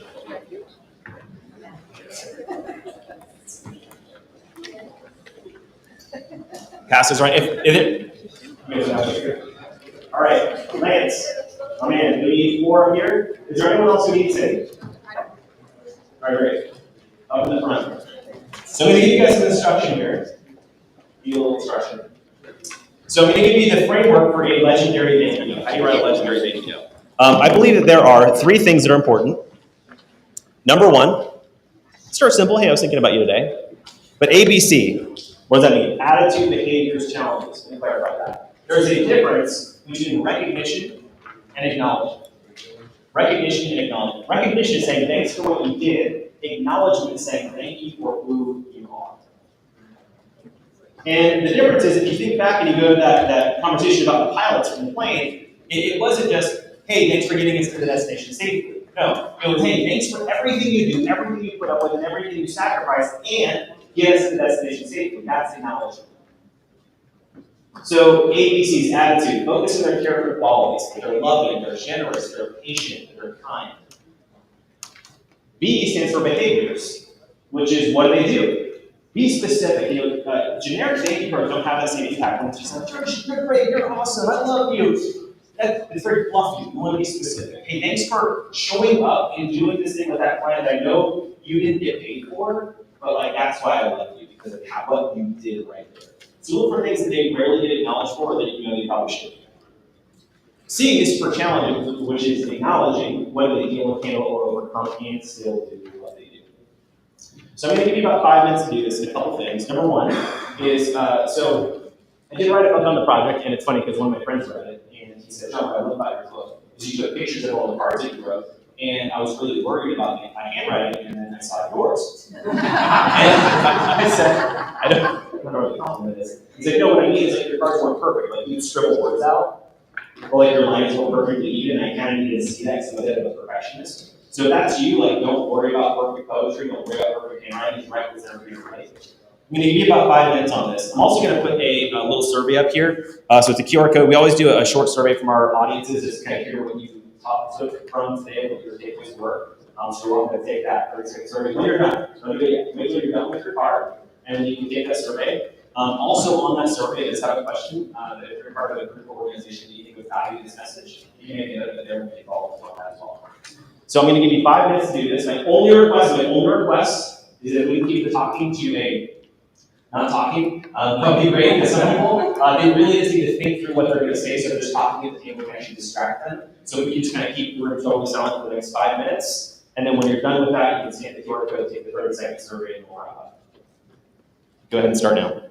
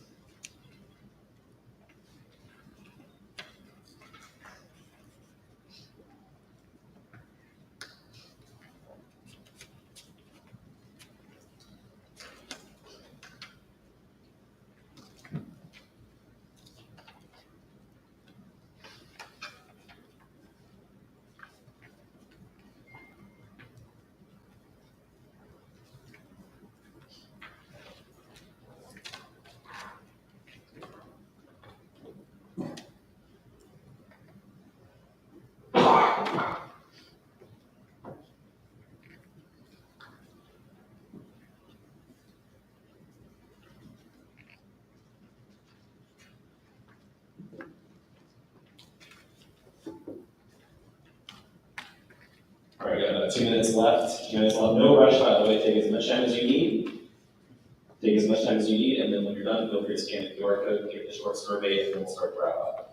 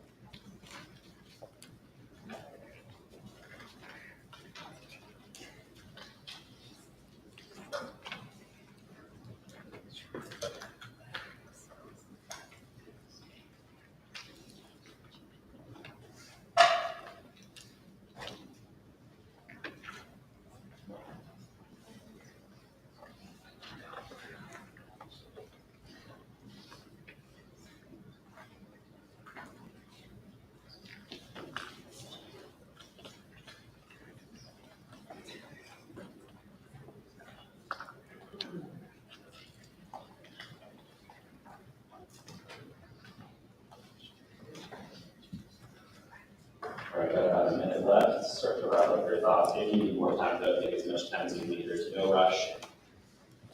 No rush at all.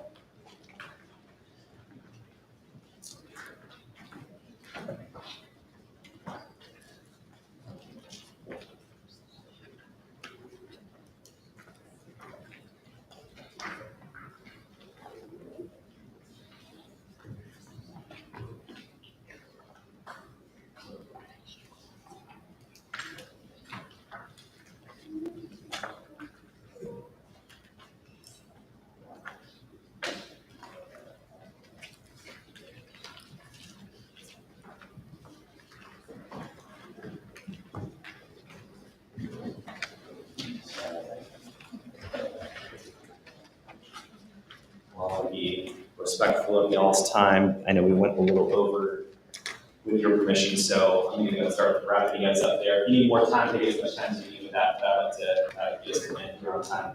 So I'd like to wrap things up by saying thank you for doing that. You're welcome. Because you didn't have to. And I think that's the point, is that what goes into relationships has to come from your heart, has to come from you. It can't just become an obligation. And people can feel that. That's how a lot of banking cards are. That's how a lot of gifts are for clients. That's how a lot of relationships are. They start to get transactional. And my goal today is hopefully to give you some insights and ideas of how you can make your business more relational, so you can be building a business you love and also lets you back. So where do we go from here? Right, so I finished my project, wrote my 1,800 thank you cards, which was fun. But I'll tell you, like, what's more fun than what I did was seeing what you guys do. Because I get emails every single day from people all over the world who heard about this project, and they've started their own social experiment. We've had individuals from like over in Germany, China, like all sorts of places start their own thank you project. We've had entire schools start their own Mr. Thank you project. We had one school of 6th through 8th graders, and they had 800 students doing 30-day challenge the month of November to write one card a day every single day. Could you imagine that? 800 12 to 14-year-old kids writing handwritten cards. Isn't that insane? Well, so the other person I want to call out real quick is Brandon Tomlin. So Brandon can stand up real quick. So Brandon actually met, how old are you now, Brandon? I'm 25 now. 25. How old were you when we met? 18. All right, so we met at an event because his dad, JD, gave me my book years ago. And then what'd you do with it? I'm curious. So I was a freshman at Texas A&M, and we were finishing up, that's right. We were finishing up the school year, and I read your book, I read the whole book, and maybe I hadn't gone to one of your speaking events yet. But I was inspired. I was like, man, I'm gonna do this. I didn't do 5 days, I just did 3 a day, so I did about 1,000 cards. I wrote cards to all 400 people in my dorm my freshman year, and then I just started writing cards to teachers. I hopped on airplanes, every airplane I did, wrote 2 cards to the pilots, awkwardly asked the flight attendants, hey, what's your name? I'm writing you a card. They're like, that's so weird. But we really did make some special connections. And it turns out we had some mutual friends with a couple of flight attendants and stuff. And it really does you write those cards and you just feel, it just makes you feel so good about yourself, about the person writing it, that bonds you together. And so ever since then, I've just been able to keep up with John for the last 7 years now. It just flown by, but you've been an inspiration, so I'm very grateful.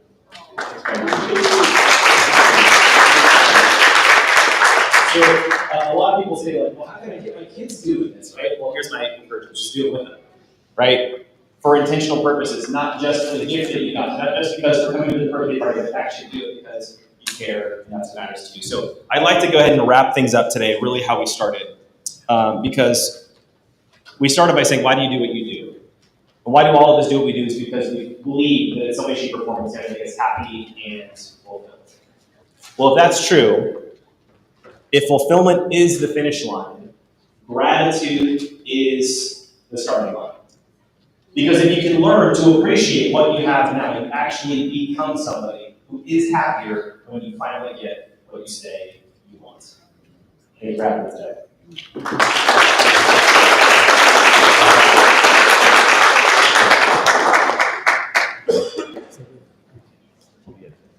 Yeah, I'll be at the inspector's.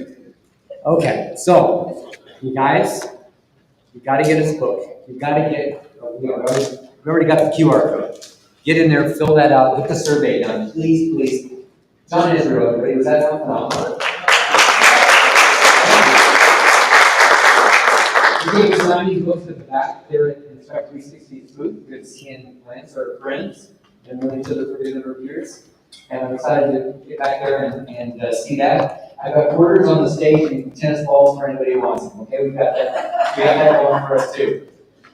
How was today for you?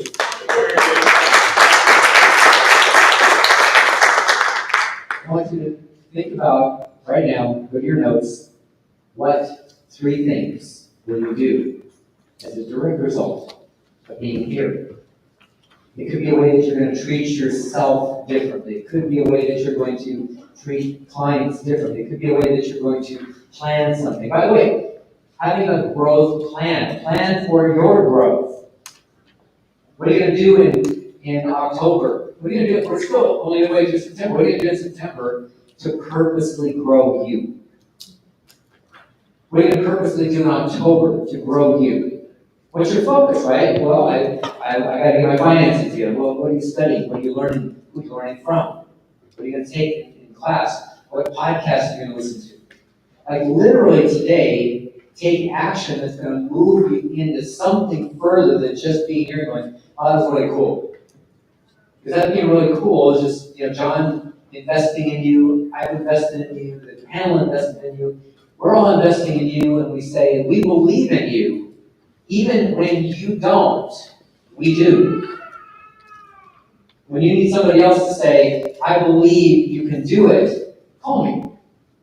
I'm not hard to find. When you need encouragement, get with somebody that's here today. Maybe somebody you met at your table. I just want you to really walk away from this, not just thinking that was wonderful, that was special, it wasn't John great, or it wasn't Julie, thank you so much, by the way. I want to go back through, I know Tom left earlier, but to have Tom Ziegler here was phenomenal. To have Christy back there, Christy Morales, thank you very much, my dear, for being here and contributing so much. Julie, thank you. Panelists, Nicole, Allison, Daniel, there we go, and Brittany, thank you so much. John, you did a phenomenal job. We're sitting there at the table going, he's really good. He's really good.